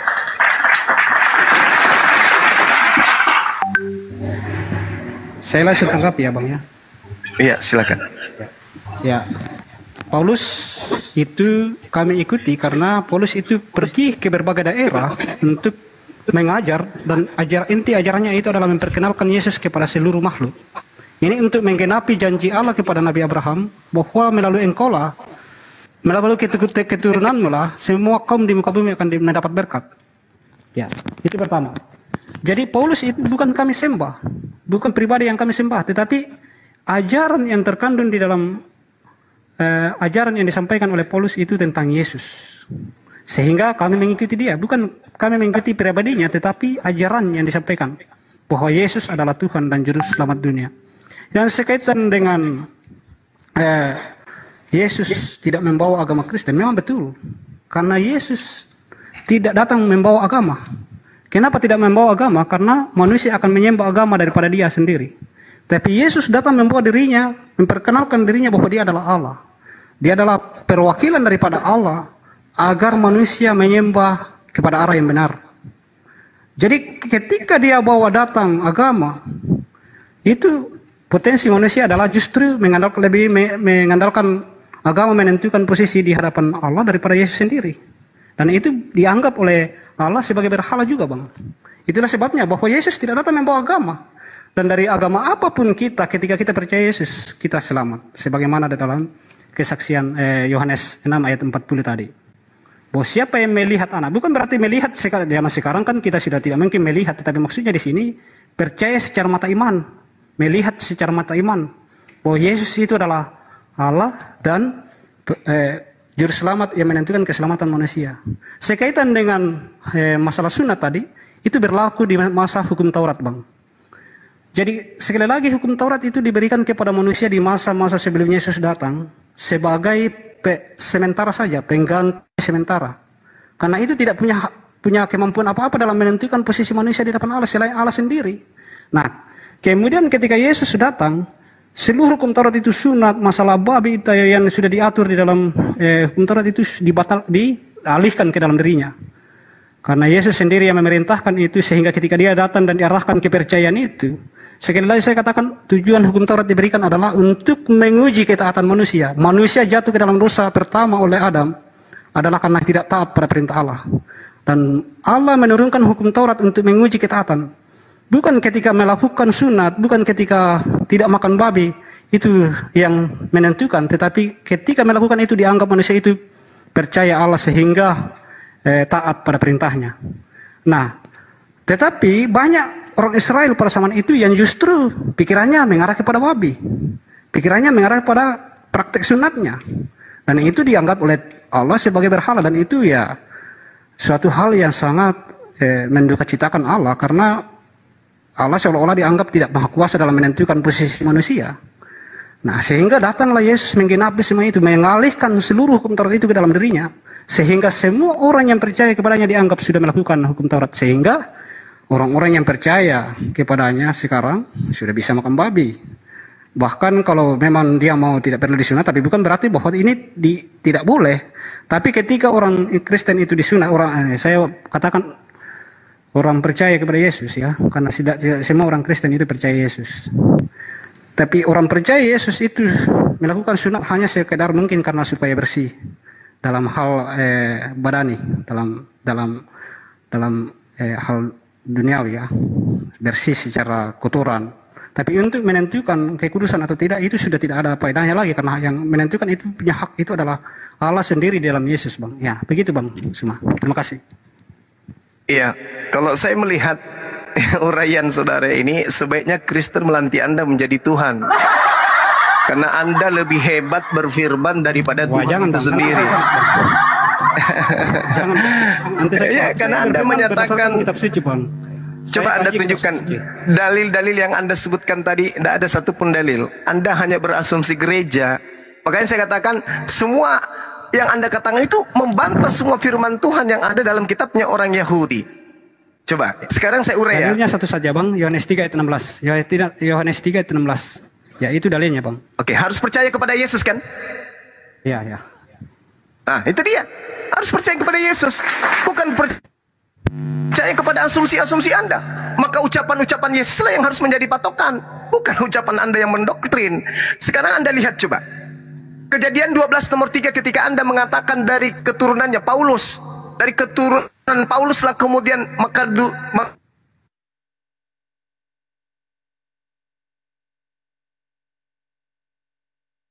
menitipkan hukum.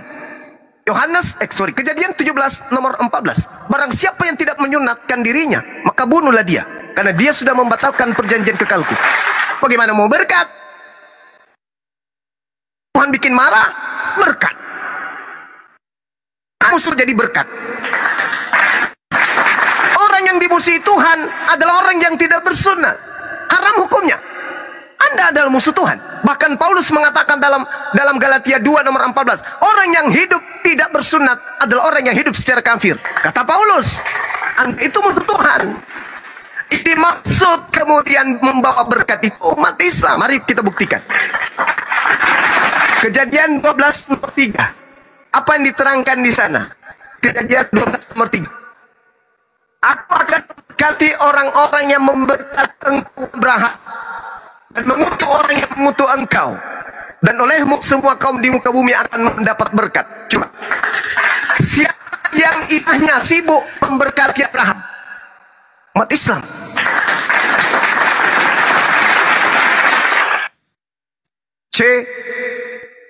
Suara saya nggak kedengaran ya? Jaringannya, Gurunda, jaringannya merah. Oke, Nah, sorry. udah baik Sorry. sekarang. Saya ulang ya. Saya ulang. Ya, ulang ya. Di dalam Kejadian 12 nomor 3, aku akan memberkati orang-orang yang memberkati engkau Abraham, dan mengutuk orang yang mengutuk engkau Abraham, dan olehmu semua kaum di bumi akan mendapat berkat. Olehmu. Nah sekarang orang yang sibuk melakukan pemberkatan kepada Abraham itu hanya umat Islam. Setiap mereka sholat pasti melakukan pemberkatan kepada Abraham. Kami memberkati Abraham. Maka ajarannya kemudian kurban hewan digantikan dengan anaknya. Anaknya yang tadinya diminta untuk dipersembahkan diganti oleh hewan. Kami ikuti itu. Sunnah kami ikuti. Satu Tuhan kami ikuti. Sedangkan Anda, Tuhannya Abraham Anda ganti menjadi Yesus. Korbannya Abraham Anda ganti menjadi Yesus. Tauhidnya Abraham kemudian sunnatnya Anda ganti kemudian dengan sunnat hati. Tidak ada ajaran Nabi Abraham yang Anda lakukan. Semua adalah pengutukan terhadap Abraham. Bahkan Anda dalam konsep keyakinan Anda mengatakan Abraham itu melakukan persinahan dengan Hagar, dengan seorang budak. Ismail adalah budak, anak yang tidak sah, sehingga yang menjadi anak tunggal bukan dia. Yang menjadi anak tunggal adalah Ishak. Anaknya Abraham Anda anggap sebagai anak budak. Seakan-akan Ismail itu adalah anak dari seorang budak. Seakan-akan Abraham itu budak. Padahal Hagar itu adalah seorang anak dari seorang raja, Fir'aun.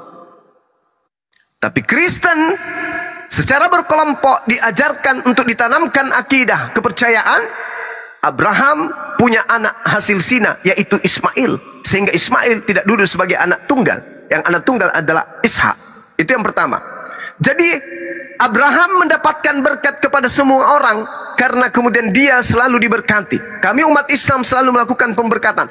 Kemana umat Islam memijakkan kaki di atas muka bumi ini, kesitulah mereka melakukan pemberkatan kepada Abraham. Kemudian Anda mengatakan Yesus tidak membawa agama. Kenapa Anda mengatakan Yesus tidak membawa agama? Karena Anda sadar agama Kristen itu bukan buatan Yesus. Yesus mengatakan di dalam Matius 5 nomor 20, jika hidup keagamaanmu tidak lebih baik dari ahli Taurat, engkau tidak bisa masuk surga. Berarti syarat untuk masuk surga harus beragama. Syarat kedua, agama itu harus lebih baik dari ahli Taurat. Matius 5 nomor 20, jika hidup keagamaanmu tidak lebih baik dari ahli Taurat, engkau tidak bisa masuk surga. Berarti untuk masuk surga, syarat pertama harus beragama. Syarat kedua, agamanya harus lebih baik daripada agama ahli Taurat.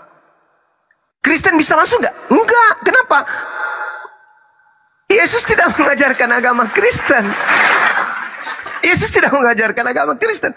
Kristen itu bukan agama. Berarti Kristen gugur, tidak bisa jadi kandidat. Baru daftar, dilihat oleh panitia, sorry, minggir, Anda nggak termasuk, karena Anda bukan agama. Anda partai organisasi mungkin, atau hanya komunitas partai atau apa, saya nggak ngerti. Nah, itu yang perlu Anda pahami. Jadi ketika Anda mengatakan Kristen bukan agama, Yesus tidak bawa agama, itu karena Anda menyadari agama Anda nyembah manusia, ibadah minggu, makan babi dan bla bla bla bla. Itu tidak pernah Yesus ajarkan. Makanya Anda malu mengatakan Yesus mengajarkan Kristen. Itu intinya. Matius 5 nomor 20 menjawab bahwa Kristen tidak bisa masuk surga. Karena Kristen bukan agama dan Kristen tidak lebih baik daripada ahli Taurat. Demikian. Bang Ciptaan, saran saya kasih dalil 1 atau 2 supaya hujahnya itu ada dasar gitu. Silakan. Ya. Ya, dalam hal apa ya ini Bang untuk dikasih dalil? Iya, maksudnya setiap klaim itu Abang harus ada dalil data di belakangnya, walaupun 1 atau 2 gitu. Ya, saya kira saya sudah sebutkan tadi ya Bang. Dalil yang diminta Bang Suma itu Yohanes 3 ayat 16, Yohanes 6 ayat 14 ya. Akulah jalan kebenaran dan hidup, tidak ada seorang pun yang dapat datang kepada Bapa kalau tidak melalui aku. Nah, sekarang saya mau menanggapi tentang pernyataan Bang Suma mengenai masalah keturunan Abraham, yaitu Ismail dan Ishak. Saya kira mungkin Anda perlu renungkan Bang, ketika mau mengelompokkan keturunan Ismail itu berdasarkan agama. Karena faktanya bahwa Anda dan saya adalah bangsa Indonesia. Dan bangsa Indonesia itu satu bapa leluhur yang kemudian beranak dan menyebar ke berbagai pulau dan Bang Suma saya tidak tahu asalnya dari mana, saya dari mana. Nah, itu saya kira ini harus kita kaji dari situ, Bang, untuk mengelompokkan keturunan ini. Dan keturunan Israel yang ada di Palestina sekarang, di Yerusalem, itu adalah keturunan Ishak. Kita yang di luar Israel ini adalah keturunan Ismail. Dan ada yang keturunan Ismail ini, ada yang Kristen, ada yang Islam, ada yang Hindu, ada yang Buddha. Jadi kita tidak bisa mengkelompokkan keturunan secara darah daging, keturunan Ismail dan Ishak ini ke dalam agama. Karena tidak ada sinkronnya. Ya. Atau nenek moyang Bang Suma dengan nenek moyang saya yang notabene satu negara sebagai Indonesia dan satu bahasa kita ini berbeda. Saya kira kita perlu kaji secara mendalam ini. Jadi kalau Bang Suma mau mengkelompokkan keturunan ini berdasarkan agama, saya kira itu adalah pandangan keliru. Saya tidak tahu Bang Suma dapat referensi ini dari mana. Tetapi faktanya secara di lapangan dan kita ketahui, kalau Bang Suma berasal dari mana, Bang? Halo, Bang? Ya, izinkan saya dulu ya menjelaskan kepada saudara, baru saya jawab saya keturunan dari mana. Nabi Ibrahim alaihissalam melahirkan Nabi Ismail. Nabi Ismail melahirkan kemudian Kaisar. Lalu kemudian melahirkan Uram, melahirkan Uddah, melahirkan Misi, melahirkan Sumai, Sari, Natis, Miskar, Ayam, Afnan, kemudian Aisar, kemudian Disan, kemudian Id, kemudian Arawi, kemudian Yalhan, kemudian Yahsan, kemudian Yasribi, kemudian Sumbur, kemudian Hamdan, Ad-Diyah, kemudian Ubaid, kemudian Afkhar, kemudian Maki, Nasi, Jahim, Cabik, Yadaf, Buldas, Hiza, Nasyid, Awam, Kiumal, kemudian Burs, Iwat, Salaman, Humaisah, Adad, Atnan, lalu kemudian Mat, lalu Nisar, lalu Mudar, lalu Ilyas, lalu Ghalib, lalu Lu'ay, lalu Ka'ab, lalu Murrah, lalu Kilab, lalu Qusay, lalu Manaf, lalu Hashim, lalu Abdul Muttalib, lalu Abdullah, lalu Nabi Muhammad SAW.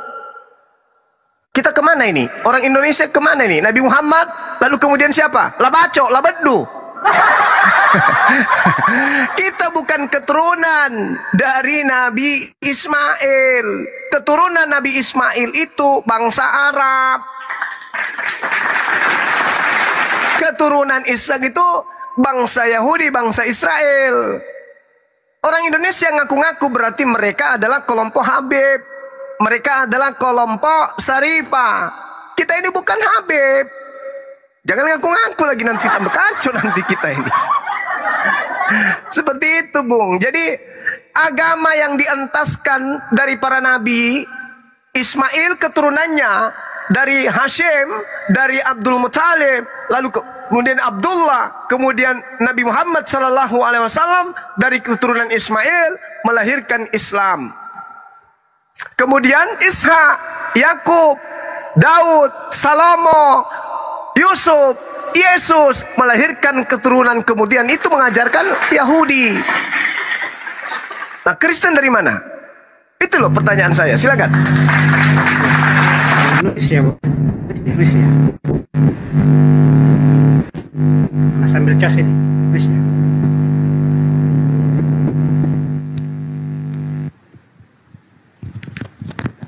Halo, Bang. Ya, silakan Bang Ciptaan, lanjut. Ya. Pakai data, Ya, silakan. jadi saya menanggapi apa yang Bang Suma tadi katakan bahwa keturunan Islam. Ya, itu kalau kita mengacu pada satu garis keturunan, Bang. Tetapi ingat bahwa keturunan-keturunan itu juga memiliki anak yang lain dan tersebar di mana-mana, dan ada kemungkinan karena kita ini di luar daripada keturunan Israel, ada kemungkinan garis keturunan yang lain kita kalau bukan dari, berarti kita bangsa lain ya, dari bangsa lain yang ada di Indonesia ini. Tapi ingat bahwa kita ini menganut juga agama Islam, agama Kristen, agama Hindu, Buddha, dan itu kita tidak tahu dari garis keturunan mana. Karena yang Bang Suma tadi katakan satu garis keturunan sampai kepada Muhammad. Tetapi garis keturunan yang lain misalnya satu tarik keturunan, pasti ada anak. Dan itu akan beranak dan berkembang menjadi cabang-cabang lain. Dan mungkin ketika kita tidak masuk dalam garis keturunan Israel, maka kita dari keturunan Ismail, dari cabang-cabang lain di luar daripada Muhammad yang mendirikan Islam.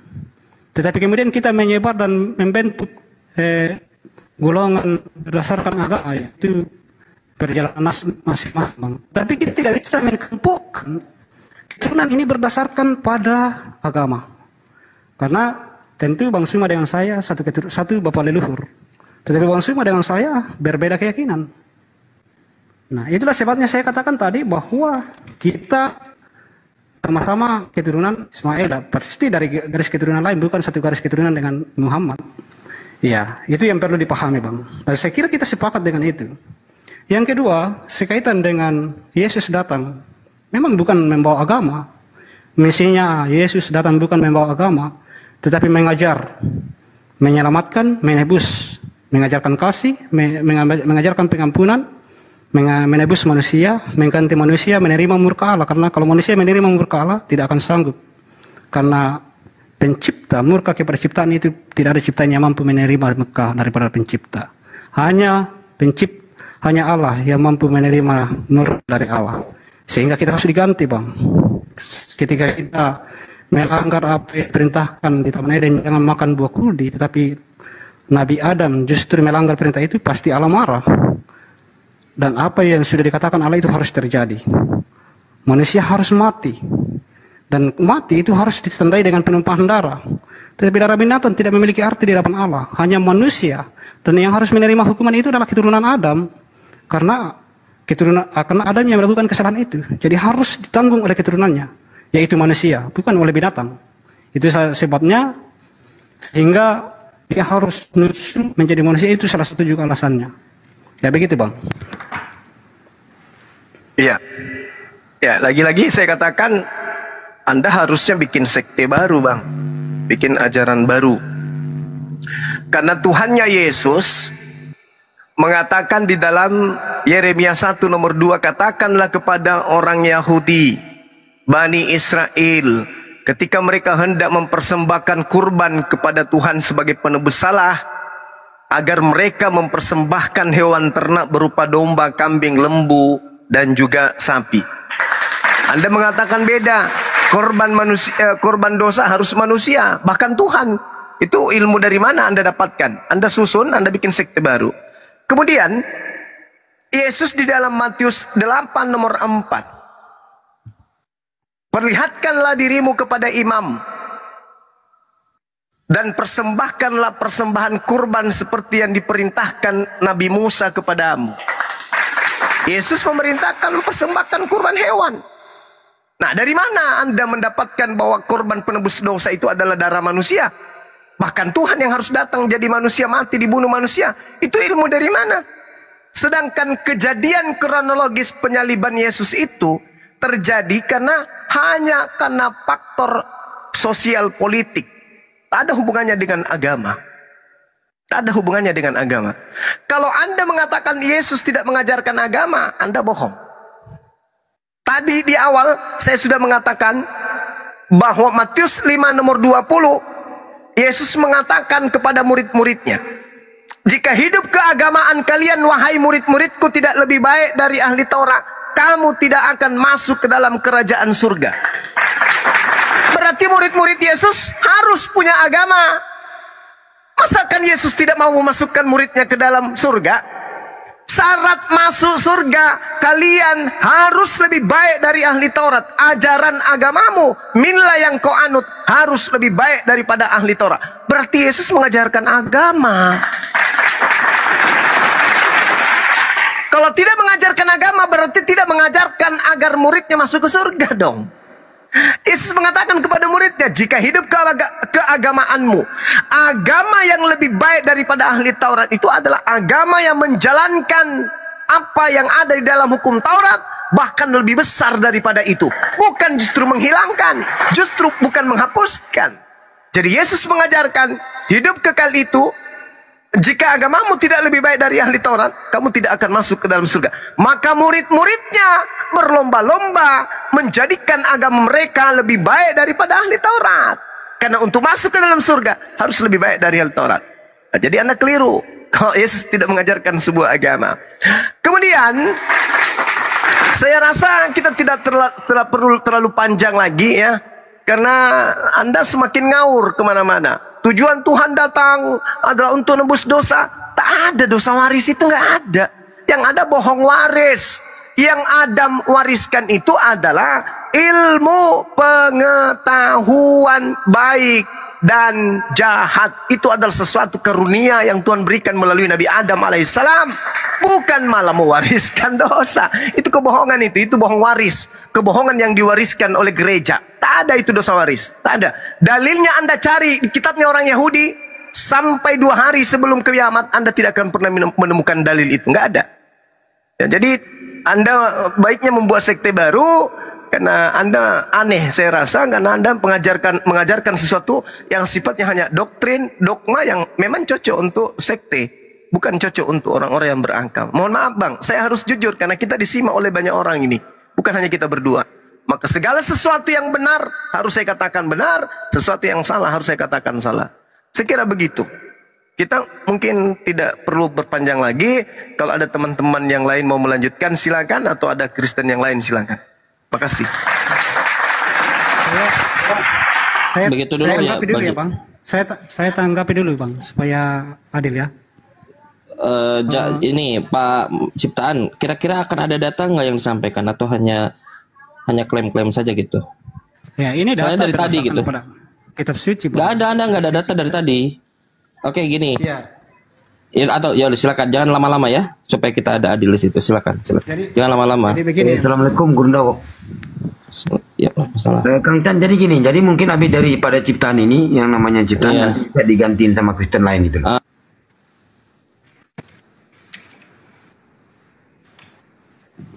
Saya kira kan kita sudah sebutkan tadi ayat-ayatnya, walaupun tidak spesifik saya sebutkan di mana. Saya sudah sebutkan. Anda narasi aja. Anda closing aja ya. Closing aja dulu. Silakan. Ya, tidak apa-apa kalau memang itu. Saya kira apapun yang disampaikan Bang Suma saya hargai karena itu adalah iman Bang Suma. Itu data bukan iman, Bang. Bukan Anda yang tadi bawa iman. Dia juga tidak menyebutkan ayatnya di mana. Coba tunjukkan dalil dosa waris dari Yesus tadi. Mana? Mana? Yesus ngajarin dosa waris mana? Oleh satu orang. Sekarang saya mau tanya Bang. Itu Roma 5:12 bukan Yesus yang ngomong itu. Itu Paulus. Ya, oleh satu orang dosa manusia berdosa. Tapi siapa yang ngajarin itu? Saya tanya siapa yang ngajarin itu? Ya, Paulus kan itu mengajarkan. Yang diminta dia mana Yesus mengajarkan dosa waris? Ada nggak dalilnya? Ini Bang. Kita lihat sebentar. Kenapa ada tidak datanya Yesus mengajarkan dosa waris? Saya mau tanya saja, kenapa Anda bukan mau tanya, Anda nih minta data. Apakah ada itu tidak diwariskan dari Nabi Adam atau? Sudah ya. Jawab saja pertanyaan ini. Jawab dulu pertanyaan ini. Diminta aja. Iya, diminta aja. Kalau boleh Anda tolong. Kalau Anda tahu kan. Saya bertanya dulu boleh ya? Sama Bang Suma saya bertanya dulu. Sudahlah dulu. Boleh. Satu pertanyaan saja Bang Ising. Sudahlah dulu. Karena dari Gunda semua udah. Nanti Kristen lain mungkin bisa ada data, silakan. Kebetulan saya bercakap dengan Bang Suma ini, saya mau coba tanya beliau dulu kalau beliau masih mau tanggapi. Oh iya betul. Karena dari tadi Anda kan cuma nggak bawa data. Bisa dia mau nanya satu gimana? Iya, Anda kan dari tadi nggak bisa tunjukkan. Iya, silakan. Kita hargai semangat beliau, silakan. Iya, silakan. Oke. Begini Bang, ya mungkin silakan. Berikan saya kesempatan untuk bertanya. Di dalam iman Islam percaya bahwa yang menyelamatkan itu adalah amal ibadah dan perbuatan baik ya Bang? Ya. Jadi dikunci ya? Siap 86. Oh, ya. Sekarang saya mau bertanya, ketika saya banyak amal, banyak perbuatan baik, masih adakah haknya Allah untuk menentukan saya tidak selamat? Masih? Berarti, dan kedua, apakah ini tidak mengatur, berkesan bahwa kita mengatur Allah ketika kita mempergunakan perbuatan baik untuk menentukan keselamatan? Itu saja pertanyaan saya. Oke, baik. Anda cari di dalam Wahyu 22, Yohanes 5 nomor 29, manusia diselamatkan berdasarkan perbuatan masing-masing. Kenapa saya mengatakan perbuatan yang menentukan? Itu sama dengan Tuhan yang menentukan. Kenapa? Karena Allah tidak mungkin memasukkan umat manusia karena atas perbuatan baiknya.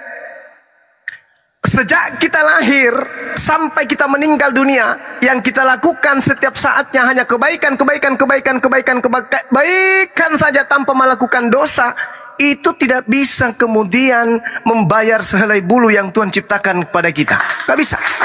Jadi kebaikan ini tidak menjadi cerminan bahwa itu adalah menjadi timbangan keselamatan. Bukan itu. Tapi yang menjadi aturan adalah Tuhan. Tuhan yang memberikan indikasi keselamatan itu ketika taat kepada perintah-perintahnya dan menjauhi kepada larangannya. Itu dalilnya. Al-Quran mengatakan apa? Yauma yajma'ukum liyaumil jam'i, dzalika yaumut taqabun, wa may yu'min billahi wa ya'mal shalihan yukaffir anhu sayyi'ati wa yudkhilhu jannah tajri min tahtiha al-anhar khalidina fiha abada. Apa kata Allah? Pada hari di mana manusia dikumpulkan pada hari kiamat, itulah hari di mana dosa-dosa akan diungkapkan. Kata Allah, barang siapa yang beriman kepada Allah dan mengerjakan kebaikan, maka niscaya Allah akan menghapus dosa-dosanya dan memasukkan ke dalam surga. Mereka kekal di dalamnya selama-lamanya. Itulah kemenangan yang agung. Zalikal fawzul azim. Jadi siapa yang beramal saleh, beriman kepada Allah, beramal saleh, masuk surga. Beramal saleh itu apa? Berbuat kebaikan-kebaikan yang berlandaskan kepada perintah. Nah, tadi Anda bertanya di awal, apakah ketika saya melakukan kebaikan-kebaikan saya tidak bisa kemudian masuk surga? Tidak bisa, karena Anda kafir, kufur. Bagaimanapun Anda melakukan kebaikan, kalau Anda kufur, menyembah kepada manusia, tidak akan ada keselamatan. Oke lah, Bang Tidak Suma. akan ada keselamatan. Iya, silakan. Kalau begini, kalau Bang Suma sudah banyak amal, sudah banyak berbuat baik, apakah Bang Suma masih apakah Allah masih punya hak untuk mengatakan Bang Suma tidak selamat? Itu maksud saya. Terima kasih Bang Suma, sangat senang bisa berdiskusi dengan Bang Suma, bisa tukar pikiran tentang kebenaran, dan mari kita minta hikmat dari Allah supaya menaruh hikmat dalam pikiran kita untuk melihat kebenaran yang sejati. Terima kasih Bang Suma, selamat malam. Allah berkahi Bang. Terima kasih. Oke, baik.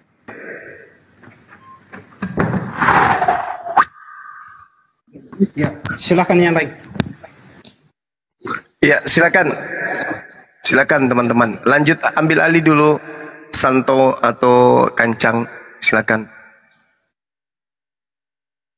Saya minum kopi dulu, minum kopi. Tapi saya nyimak ya, saya nyimak. Saya di sini, saya nyimak. Saya pakai pulpen. Tangan kanan saya pakai pulpen, tangan kiri saya pakai penghapus. Saya bawa mundur Bang, karena lobet ini baterai, saya bawa mundur. Terima kasih Bang Suma dan sesekali juga saya lepaskan pulpen, habis itu raih penghapus. Oh, ada yang salah-salah, penghapus melayang. Silakan, sahabat-sahabat semua silakan.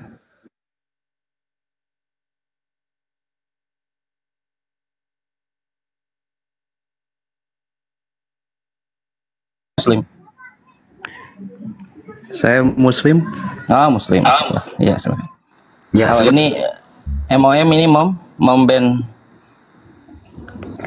Monitor mom band.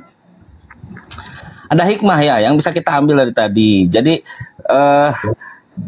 untuk apa pegang kitab yang dianggap suci tapi tidak dijadikan referensi? Untuk apa? Malah kebalikan, Bang Zul.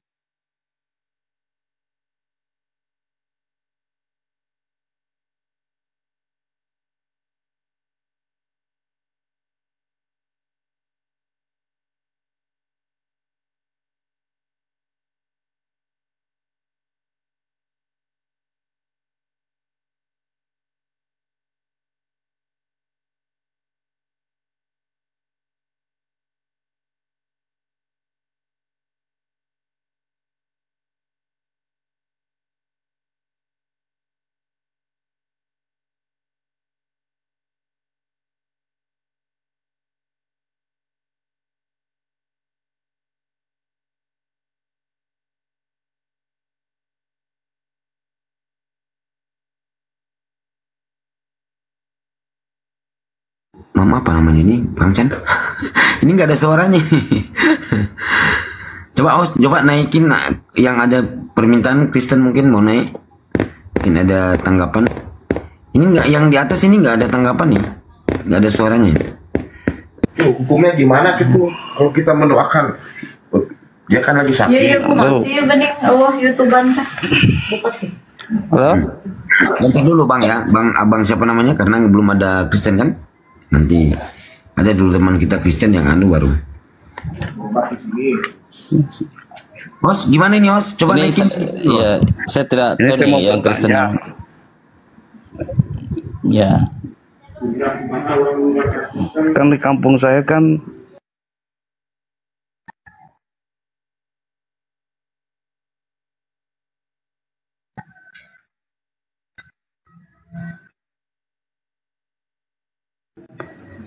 mendoakan orang Kristen. Dalam konteks apa nih Bang? Kalau mendoakan untuk mendapatkan hidayah, ya. Tapi kalau mendoakan di dalam kesehatan tidak bisa.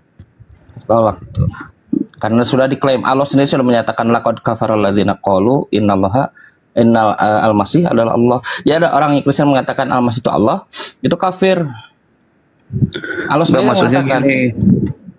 Tapi kalau kita ingin mendoakan semoga mendapatkan hidayah, Nabi Muhammad melakukan itu. Umar, salah satu Umar dari dua Umar, supaya masuk Islam mendoakan. Tapi kalau mendoakan untuk barokah atau keselamatan, ini orang Allah mengklaim tidak selamat gitu Bang. Enggak, maksudnya gini, ada yang orang Kristen kan sakit,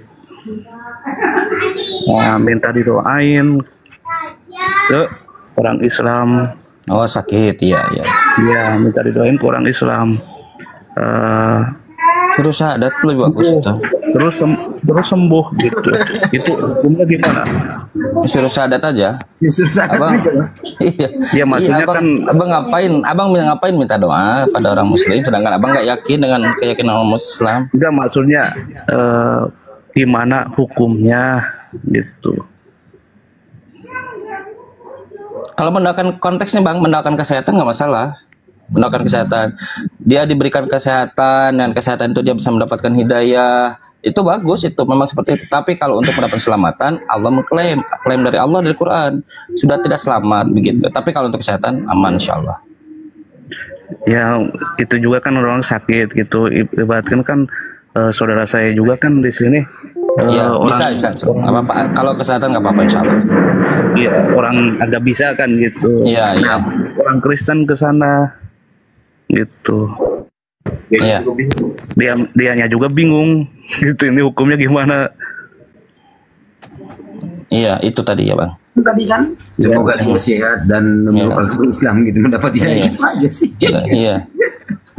Ini Adi Analin. Siapa Adi Analin? Monitor. Luar biasa. Adi Analin monitor. Ayo teman-teman Kristen diskusi yuk, supaya ada ilmu, diskusi yang baik, ada Bang Zuma, supaya dapat ilmu kita. Diskusi. Oke. Oh berarti nggak apa-apa hukumnya Bang. Lihat doanya Bang. Kalau doanya untuk kesehatan, untuk mendapatkan hidayah nggak apa-apa. Tapi untuk kalau keselamatan nggak boleh, gitu Bang. Lihat doanya, apa yang doakan itu. Oh iya. Jadi nggak bisa doanya dipukul rata semua doa gitu ya Bang. Pak Arifin monitor. Oh iya. Tadi ada permintaan ya. Waalaikumsalam warahmatullahi wabarakatuh.